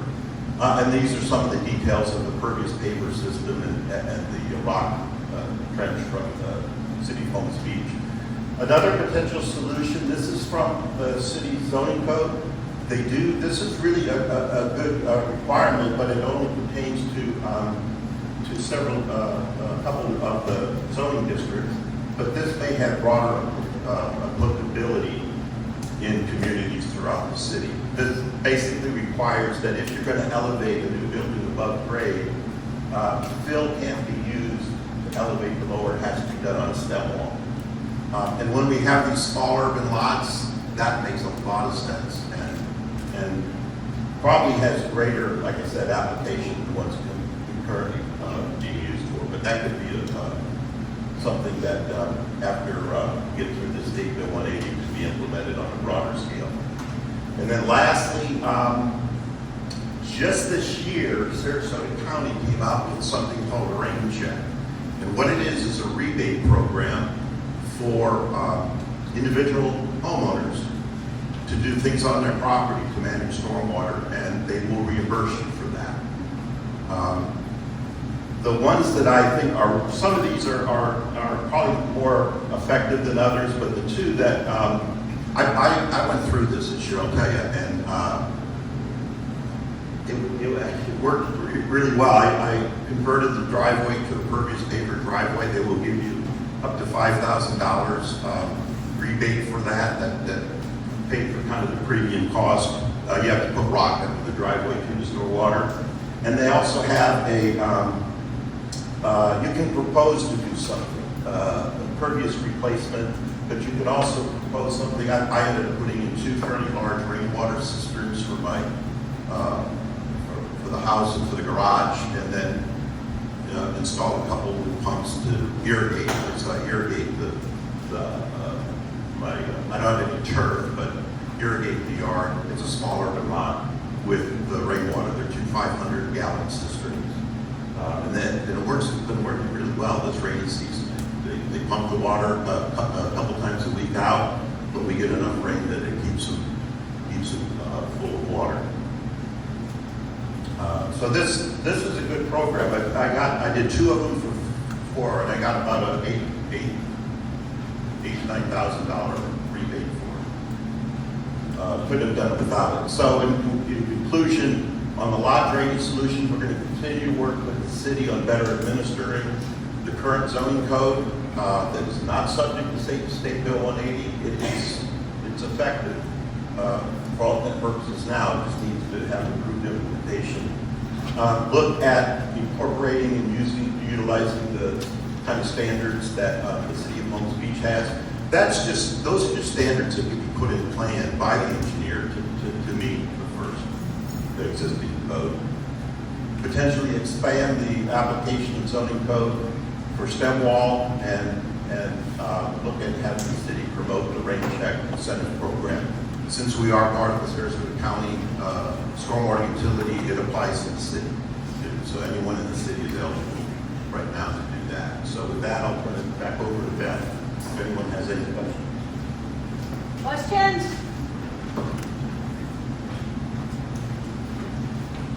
Took away my microphone. Probably a good thing. Ron Grant, Arlington Park. Steve, thank you very much. I think for me, part of the experience that we've had in construction here, the most meaningful thing that I got from you is that there are codes existing to help control construction and drainage and all these developments that we have. So they haven't been enforced, right? Is what you're saying. Well, that was my experience, but I'm assuming that's happening. Sure, but I mean, so you've met with staff, and they're not implementing these codes the way it appears they should be. In our experience of you is that none of that's being done. Well, Rob? they're putting in the rock. We have a follow-up meeting with Mr. Pat Robinson next week. Yeah. On this So topic. it's an ongoing thing, But it's not sure I the intent is there. The execution, what we're finding, needs to be improved. So, for example, the public works folks are saying, we should be part of that review process. We probably need a full-time employee to do that, but we're the ones that probably should be involved in reviewing these drainage plans being submitted or looking submitted. So I guess my question is, if we have someone in our neighborhood that has something that's going on near them or around them, what should they do right now? And they're concerned, you know, that this is going to impact me or my lot or my neighbor's lots. What should our recommendation be to those folks right now? You know, Kelly's way on this too, but that is a really good question. Because I don't know. I just don't know until we get. Call code compliance, because You can call code compliance. we had that issue in our neighborhood where water was draining on the Bay Shore sidewalk. Code is right on. Then somebody out the next day, and they forced the people to put in a berm. And so call code compliance. Yeah. Already now code compliance, or Lucia Manca. Yeah. Who they all work for. But proactively, there should be a stop guard on that through the code.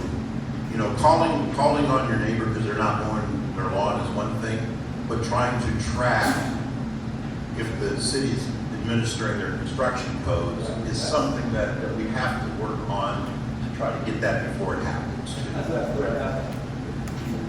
If there's a house under construction on your street and you see that is a problem and the people haven't even moved in yet, you can look up to see on the city's website under that address, the permit will show you who the building planning person is responsible for that particular site, and you can contact them. So you don't have to go to code compliance if the house is still under construction. After the house is built and the people move in, unfortunately, it is code compliance. Does that make sense? Yes, Dennis with Lido Shores. To apply for the rebates, you just go online. Is there a Yeah, way so to do that? yeah, I think we also put that link in our in the website on CCNA. But yeah, it'll take you right to the page. There's some guidelines. There's a couple documents that you can download. There's an application form, and it also tells you the general guidelines of what you have to this information that is provided. Steve, I've looked at this as well, the rebate program. Just be careful. I think you have to, did you have to get it approved before you spend money, that kind of thing? Just make sure you look at the Yes. guidelines real carefully. Yeah, If that- you go and do the project and then Yeah. you get the money back, that might not work. That's why you have to. If you already did something, you got to Just approve like, it first. You have- the city grant process, you don't spend the money and then ask for a grant. Yeah. You ask for a grant Yeah, first. so that's one of the documents I mentioned. And what I found out was all they really check is, are you in their service area? Are you in the storm? And the city is, but yes, they have to verify that before. Any other questions for Steve and Pat? Over here. If you could go right back Can to the you beginning. say who you are on neighborhood? My name is Alan Parrish. I represent South Poinsettia Park Neighborhood Association. I had a question on the very first slide where you showed a 12-inch requirement for local streets. There's been a great misunderstanding of what does that really mean? How is it measured? What exactly is the time duration required for it to be a flood incident? And what does the nomenclature, no structure flooding above finished floor elevation actually mean? Okay. We've searched through all the various codes. There are numerous codes, and they all conflict with each other. So what exactly does that slide mean? So, good question, because this is really important that this is understood. What it means is, and you said the codes conflict. They may this is pretty documented within Sarasota County's code, comp plan. Other municipalities may have different criteria, but with respect to no structure flooding above the finished floor elevation, it means no water in people's homes for the 100-year storm. So when you go to look at the federal flood insurance rate maps, the FEMA maps, that is the floodplain. That gives you the elevations that relate to that dotted red line at your location, okay? And what the county's concerned about, what this program is concerned about, is making sure that the homes are at or above that elevation at that location? For existing home. For a new Existing or home, existing? Yeah. existing home that gets flooded during a rainstorm, how is the 12-inch measured relative to that home? Forget about the 12 inches, that only applies to roads. For The stormwater in the road apparently goes up beyond the curb, into the lawn, and into the home. So those are two different set of criteria. One is that for that 100-year flood elevation at your location, the water, if it's in your home, is a flood protection level of service deficiency. If at the same time it's more than 12 inches in the street in front of your home, that is also a level of service deficiency, but a separate one. So it can be the water's in the home, but it's not 12 inches in the street, or it's 12 inches, above 12 inches in the street, but not in the home. They're both level of service deficiencies. The next question that has always come up is where you make the 12 inches, at the curb or at the ground? At the low point of the road. At the low point of the road. So it is the curb. It is at the curb. And is there any time requirement that it's got to be above 12 inches or 1 inch? The question is there a timing element to how long the road is flooded? There is not. There is not. But when I said that these level of service criteria could be customized, that is a really important consideration, because I've long personally thought that timing should be part of it. If it's flooded for a couple hours, that's one thing. If it's flooded for a couple of days, that's another. And so a duration thing would not be inappropriate to consider. It's not there today. It's not there today though, right? Okay, so anything above 12 inches in the street? Anything above 12 inches in a neighborhood and street is considered a level of service deficiency, independent of how long. And it floods in the home. All right, sorry, I'm gonna have to call time. Steve, thank you. Beth, thank you. Committee, thank you. If you have more questions that you would like to ask that you think of later, you can email them. You can email them to the email address that's on your agenda, where you would send your notes if you wanted your neighborhood report included in the meeting minutes. So if you think of something later you want to ask, or you're talking in your neighborhood and a good question comes up that you don't know how to answer, just email it over and we'll get you an answer, okay? That was a lot. Thank you, everybody, for your attention. Really quickly, we need to approve the June 7th membership meeting minutes. If I can get a motion to approve. Dennis approved second. Sherman Baldwin, Parkey second. All in favor? Aye. Aye. Any opposed? Passes unanimously. Thank you. Old business, really quick. The capital improvement project, traffic calming, is going beautifully. Georges is doing a fantastic job. I hope you heard me over there, Pat and Dave. Fantastic job of sending me the information. I send it out to the neighborhood that's going to be affected. We give feedback. So with your permission, I would like to take this off of the old business. Second, old business, Bay water quality signs. Some really great progress is being made there. Aaliyah presented at the prep board meeting, last prep board meeting, Aaliyah Garrett from the city. And she has a mock-up that she's working on with the different water departments. So hope to see actually Aaliyah at this meeting presenting those signs to you very, very soon. New business. There is a survey on our website for recreational boaters that I really need you to get out to your neighborhoods. The city is working on the 10th Street boat ramp, and they have great feedback and input from commercial boaters, but they really want to make sure they hear the voice of people that keep their boats either at home or on some off-site storage, and they use that boat ramp. We need to hear from them, so if you can please let them know that survey's out there, fill it out so we can get the information in the hands of the commissioners. That would be fantastic. Next up, my favorite thing. Melinda, you want to talk about this? Hello, everybody. I will be as quick as possible.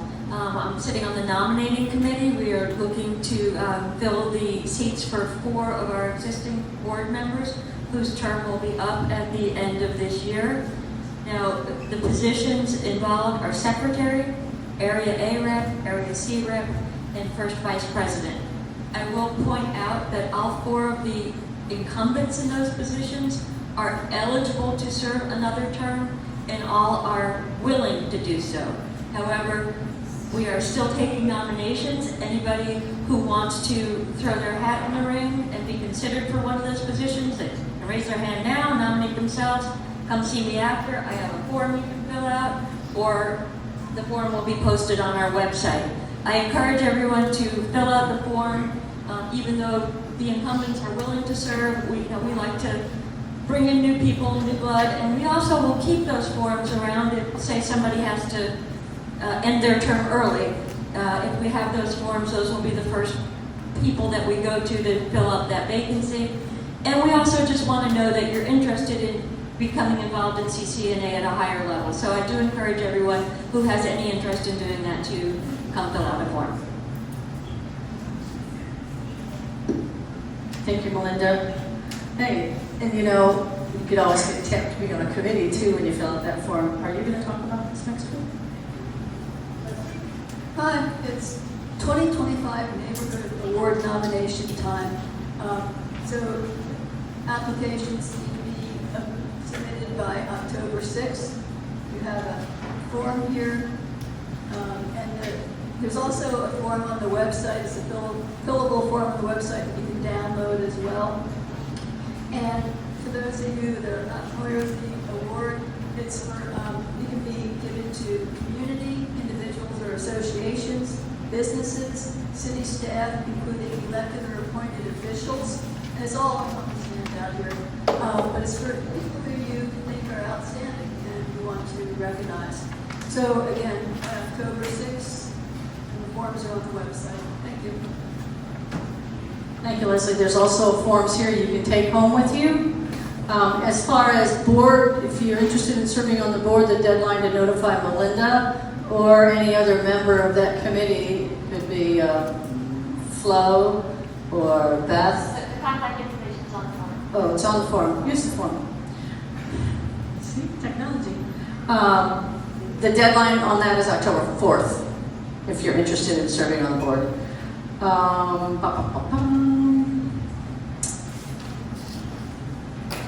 Time for neighborhood input. If you don't have any input, that's perfectly okay. Pat, you want to pop it on up here? Join the party? That would be great. We're going to start with Carl Schofstall. Neighborhood report. Right there, Scott. What? Oh, Scott's going to do it. Okay. Thank you. See, Carl, I was listening when you asked me first. Can someone hand Scott a microphone so I can hold on to mine, please? Are you going to sit? Scott Exley with Leadership Residents Association. We start our monthly meetings in October. Might be of interest to a lot of people. We are going to have a presentation, I think, for Karen Lane and some other people about undergrounding your utilities. Something we're very interested in on the island. We have our meet and greet this coming Tuesday. It's going to be at CERT, St. Armand, which is the old Holiday Inn, and we've done, so this might be a chance to come out 5 o'clock Tuesday afternoon and see what the CERT is like. It's very, very nice. We are very concerned about St. Armand Circle. We want it to thrive. We want it to keep being developed. A lot of energy storage there.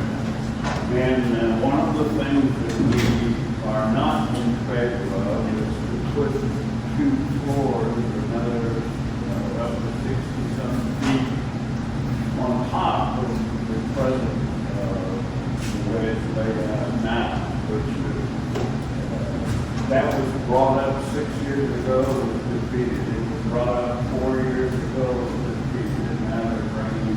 again. So it's, and we're still, you know, we're always concerned about the South Beach. We appreciate the city's interest as part of that 10th Street code thing, maybe some sort of control of motorized water vehicles, which would be, we would be very much in favor of the city, both the county follow through with that.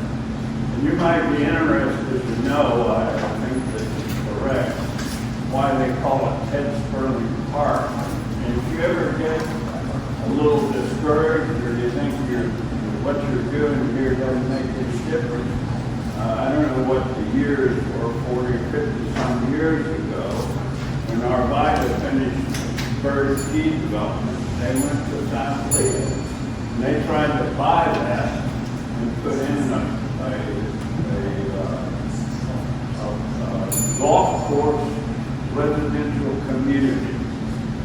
So just think of what we have there now in the neighborhood, what it was like. The reason his name's on that park is because he didn't allow that to happen. That's what is wrong with that. I'm a golfer. Dennis from Widow Shores. Two things. We are in the process of getting approval of funding to rebuild our team pavilion, which was totally closed down and destroyed during last year's earthquake. Number two is that we started partnering with Zadon and Lido regarding moving power lines underground. If this is complete, this will make all the area islands totally underground for power lines, which would be a big improvement for the maintenance and stormwater conditions. Because first is already done, long road is already done, and the road to St. Edmunds is already done, and the road from the bridge is already done. So it's a big involvement, and we're actually going to try to fund it ourselves with the help of the city through bonds and that kind of thing. It's a big deal. Thanks so much. Before you go, Sherman, real quick, at the last meeting, somebody asked if FPL could come and talk to us about the hardening plan for Sarasota. They will be our guest speaker in February. Go ahead, Sherman. Sherman Bolton with Park East. I just have one thing. Next Saturday, the 13th, 9:30 to 11 a.m., we are having a community outreach meeting at Shenandoah Park on East Avenue in the Park East community. We'll be talking about hurricane preparedness with our local community. As well, we'll have a brief presentation from Kinley Horn about some of the development in our community. And please come. We'll have free tamales for everybody. Lots of flies last night. I'll be there.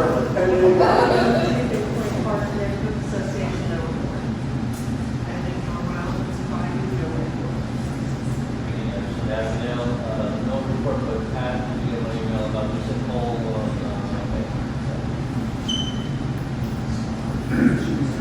down there from South Park. Bill report, we have our first meeting coming up. Coming week, we still have outstanding our street light hydrant. Closer to your mouth, Alan. I don't think it's working like this. The other lights are all working.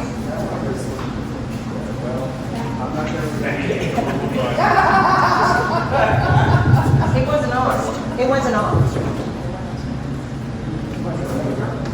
Just give it to her. It's on there. Is that working? Yes. So, Laurel from CCNA our biggest things are, as you heard from Ron, the accomplishments that are going on with U.S. Recycle, and all of us just can't thank the committee enough for all of the hard work. We're also very excited. We did fill out all of the forms that we were required to get the traffic calming, the street, what do you call them? Anyway, it took tons of signatures from our neighborhood. We got it all completed and submitted, and I understand from Corinne with the planning that it was approved. So we're in line to get one as soon as the funding comes in place. We have our September fall meeting coming up, really excited. Diane Kennedy from Compliance is going to be our speaker, and also Ron is going to tell our neighborhood what he's been up to. And then lastly, the MLK Park project is still, it's coming together, the permits are coming together, so eventually it's going to happen.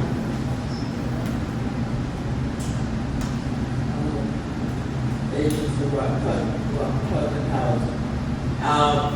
What we have is rents increasing. Some residents are paying $1,600 for rent, and some in a subsidized housing. We have people having to move out of the new cycles, which some of y'all know. Only 25 families was able to move into new development. However, at least 10 of those have had to move because they couldn't afford the rent anymore and lost on lemons. Rent is $2,000 market rate, and some people job, some people lost some of their contract with their job, and so now they're having to move. We have a couple of people that own a house and afford like $6,000 because they can no longer pay a $2,000 rent. They did get another job at Publix, but they have to find somewhere else to live. So we had a resident that was dead in their apartment for a whole week at the tower. They continue to want to put a parking garage and 96 units in our parking lot over at the tower. They haven't talked with the residents yet, but they said they plan on it. But they don't want it there. And the list goes on and on and on. I hope at some point y'all really be concerned about what happens to people that don't have as much, because it is crazy. Suzanne from Tulsa Court. I don't really have anything to report other than we are getting ready for any hurricanes that might come, and I'm on the drainage committee. And so it's good to see everybody. Everybody stay safe, and please put water out for your birds.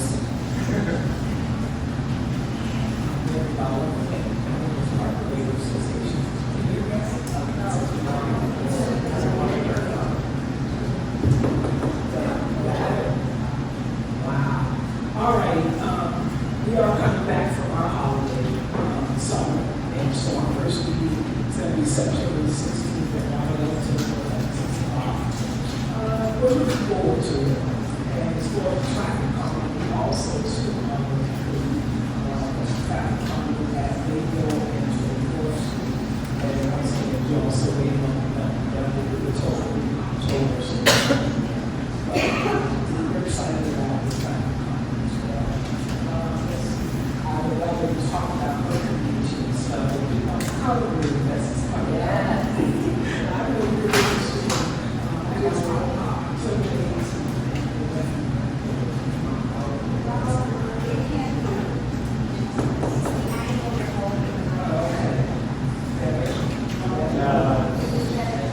Put it right under your lip, like that. There you go. Yeah, I wanted to also just say, a taste of the town. You know, we're a certain district now, and it's thanks to our city of Sarasota, we're celebrating that great event. And that event is going to be, November 8th at Rockville Table. And we'll have some flyers and stuff like that. We're really looking forward to it. Thank you. David Lowe, Sarasota Homeowners Association. Just a couple of things that, we've been pretty actively involved in the proposed update and stuff like that. Sound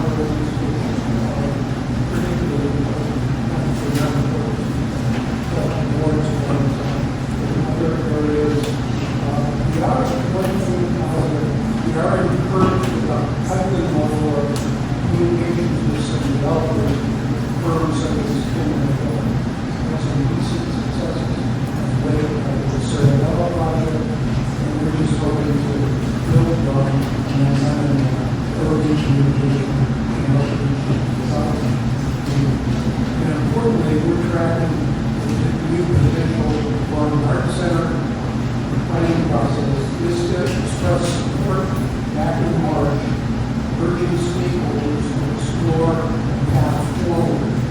We're glad to see potential improvement, and then the architect is going to be back in town for further discussions. This is a good message. Help is the lesson car. Everything's beautiful.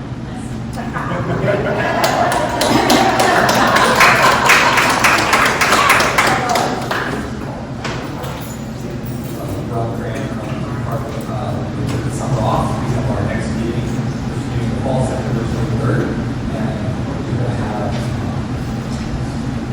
Sarasota Police Department Mobile Operations Center will be coming out with the chief, which is pretty cool. So you guys are around, get a big bus, come on out, and then Matt, my question, traffic calming was mentioned. We just had a traffic calming project with the park.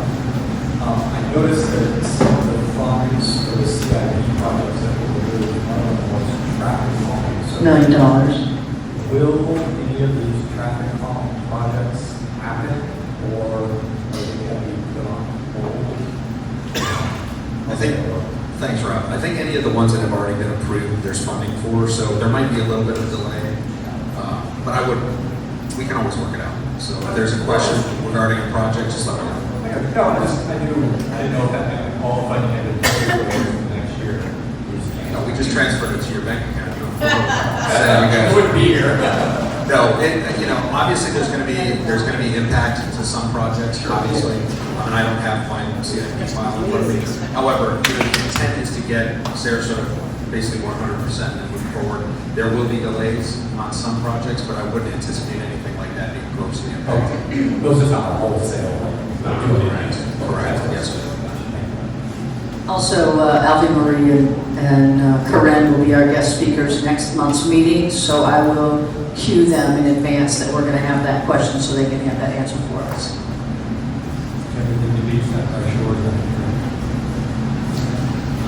Operations. I will be working with the county to get our storm drain replaced with these roads, drains, removing drains, replacing with roads on the commission lines. Maybe commission online for our assistance with that. We're also evaluating our own plan to enforce stormwater removal out of the neighborhood. Just a couple of quick points on some presentations today. As it relates to the dust capture, I don't know if you guys have considered maybe an interim solution of putting a sprayer system in to capture the dust and then basically evacuate it. And then to some of the David shared, the water administrator is very different. We've been testing local developers and businesses to do this better. Essentially, we've found great success frustrating with developers on some of the projects that they want to do by bringing the community into the group and allowing them to talk about that key areas to do the dialogue, and we can push it back into the correct. Thanks. Tommy with Bayout and CSA, I'm going to report on questions and answers. So I'll work that out with you guys. Tom Zedrick, San Diego. We've been doing some new signage in San Diego, trying to curtail some of the speakers on some streets there. But other than that, I think it's the report is going to pass.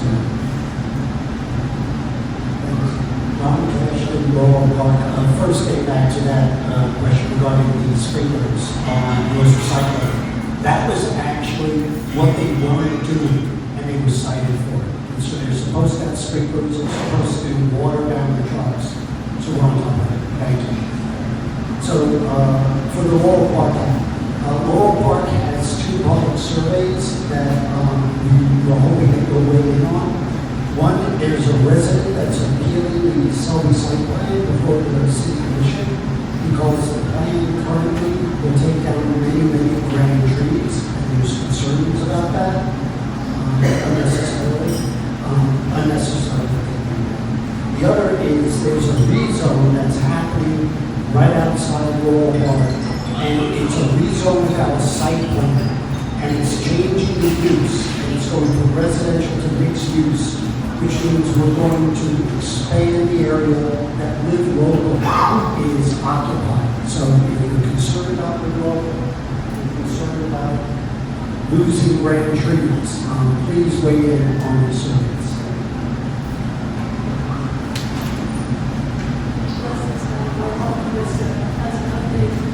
The comprehensive plan that includes agricultural development, was approved by 5-0 by the planning board, and then 6-0 by the commission.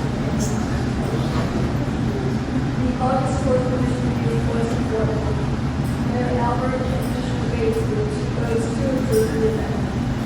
As recommended by Commissioner Bates, the developer will cover the back of the local map for religious institutions. This method will require administrative approval. The mayor noted that a lot of street issues were caused by sprawl, and infill would result in long-term maintenance social benefits. The Alta Vista neighborhood submitted a petition with 431 signatures, so we can see significant concern for the development. In response, the mayor noted that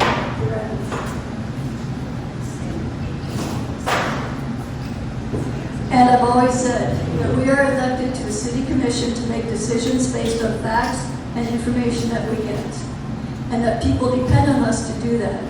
We aren't elected to take a poll and vote according to a poll, because then there's no need for us to even be in these seats.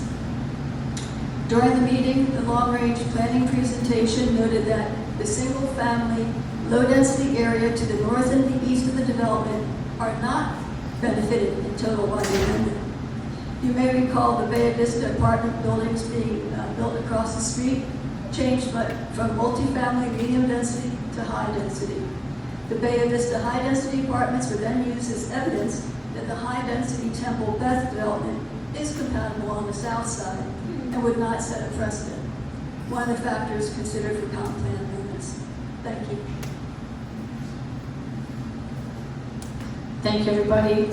Really quick, I hope you got this handout. The city's changing their utility billing system for your water and trash. Make sure your neighbors know about this so your water doesn't get cut off. Pretty important. If you pay on auto pay, there were handouts. If you didn't get one, get one. Make sure you keep that water that you want flowing. If you want anything that you said in your notes to be in the meeting notes, you need to send those to secretary at sarasotacna.org. And also, last but not least, it's 2 minutes for each neighborhood, and I truly do not want to keep track of the time if you would keep track of your own time, because I think this is obnoxious. I think this is obnoxious. And I think this is obnoxious. I don't want to do it if you would just police yourself so I don't have to. My life would be so much easier. Thank you so much. Sorry, Commissioner Smith wanted to say something. Pat, did you want to add anything? Yeah. Oh, Pat wants to add. Sorry, Commissioner. I'm stealing 2 minutes. I give it your way, but you're not getting it. Just real quick, guys, I want to thank everybody. I do want to commend the CCNA working groups. We have had multiple discussions. I see these guys all the time on these various topics. Ron's in my office at least once a week about U.S. recycling or the flooding. As you can see, we have made some significant headway in documenting, which will lead to appropriate outcomes in partnership with both the city and the county on the stormwater front. It is always a process. This Senate Bill 180, which preceded Senate Bill 250, which is the old one, 180 came after it. Anytime a federal declaration is done, it seems they roll this forward. And just so you guys can hear what we're dealing with on the government side, and there are areas in which I think it can work, but listen to this verbiage and think about it from a builder or developer standpoint. Everybody in here today, when we talk about 180, thought really, about the neighborhood. So we're in the middle of those two worlds. I want you to listen to this verbiage and think if you were the developer of a high-rise or a housing development. Okay.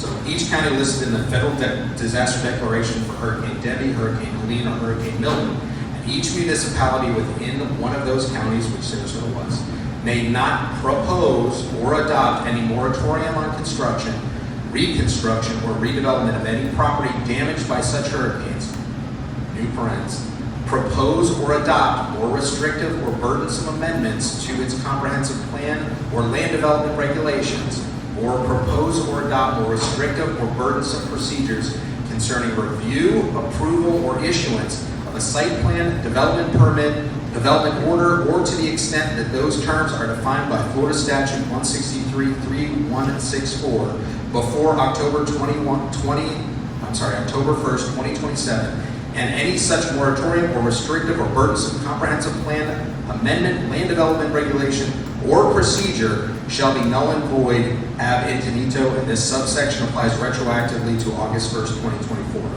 Super complicated, right? That is very broad and non-definitive, just like a lot of Florida state statutes. So you got to really think about it on both sides, and we're trying to thread the needle both by what we're trying to accomplish on the neighborhood side and what's legally allowable. Because as Mr. Bullock said, even the proposal of a more restrictive thing can be deemed illegal. So we're really trying, staff I know has been meeting with the development teams as in our CCNA folks, but it is something that we're going to have to work through. This is all kind of hitting us at the same time, so it's really something that we're working through. We're open to ideas, but we got to run those by our lawyers to make sure we're not getting into a position where the state comes down and does stuff to us. So willing to work with you guys, looking forward to working with you guys, and I want to give the CCNA exec team kudos. They have been incredibly engaged with all of these issues that we've discussed today, so thank you guys very much, and look forward to working with you. Really quickly, any issues relative to building, code compliance and building are in the same house. So if you call Lucia, it's going to get to code compliance or building. So when in doubt, call code compliance and it'll be filtered up. Question about ADA compliance. There actually is a click to fix tab for ADA compliance and safety issues. So please use that, or call Jake. Jake is fantastic, and we'll make sure his stuff is on there. We're going to put the lot drain solution on the website. I already talked to Nancy about that.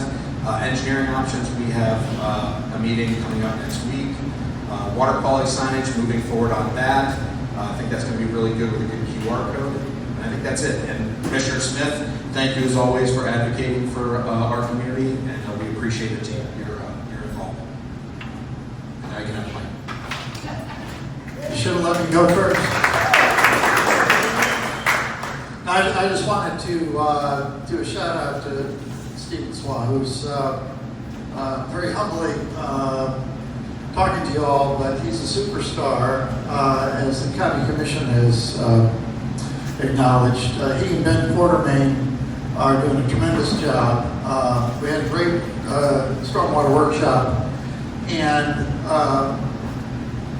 to express some maybe anxiety, Sarasota County will not be entertaining any separation of stormwater from the city until we've fixed the stormwater management, maintenance. My position, and I believe those of the other county commission, is that we've got to undo a decade or more of the lack of maintenance, both the Hudson Bayou and the Bayou, Philippi Creek, Alligator Creek. I mean, it's across the board, and Stephen is doing a great job with the prioritization, working with Ben. So I think we've got a real good team now by separating and starting the new stormwater department. So I just want to let you know that, but you know, don't fret on the county deserting you right here. Also, keep those prayers coming as far as the storms. You know, we've made some progress on the maintenance, a good deal of progress.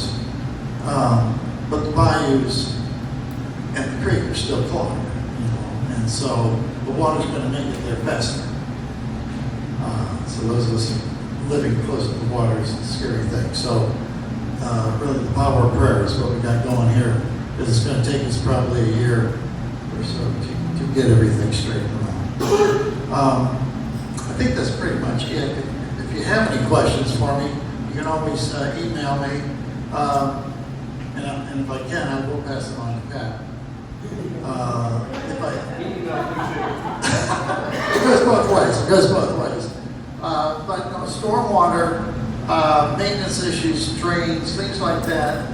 Take a picture of it, email it to me, and I can forward it to Ben, coordinate, and we'll keep this thing going. They're as responsive as they can be. We have contractors involved, and they're doing the best they can. And they go as fast as government, so that's probably all I can say. But anyway, thanks for coming out. One last thing on stormwater. One of the other things the committee is working on, we've requested from the county all the data on open 311 requests for the entire city of Sarasota. We're working on getting that data right now. Of course, we had to pay the public records request fee, but it was worth it. So we're going to take that data and kind of try to blend that to what the neighborhoods ask for on our database. So more to come on that. Thank you, everyone. If you turned your phone off, turn it back on.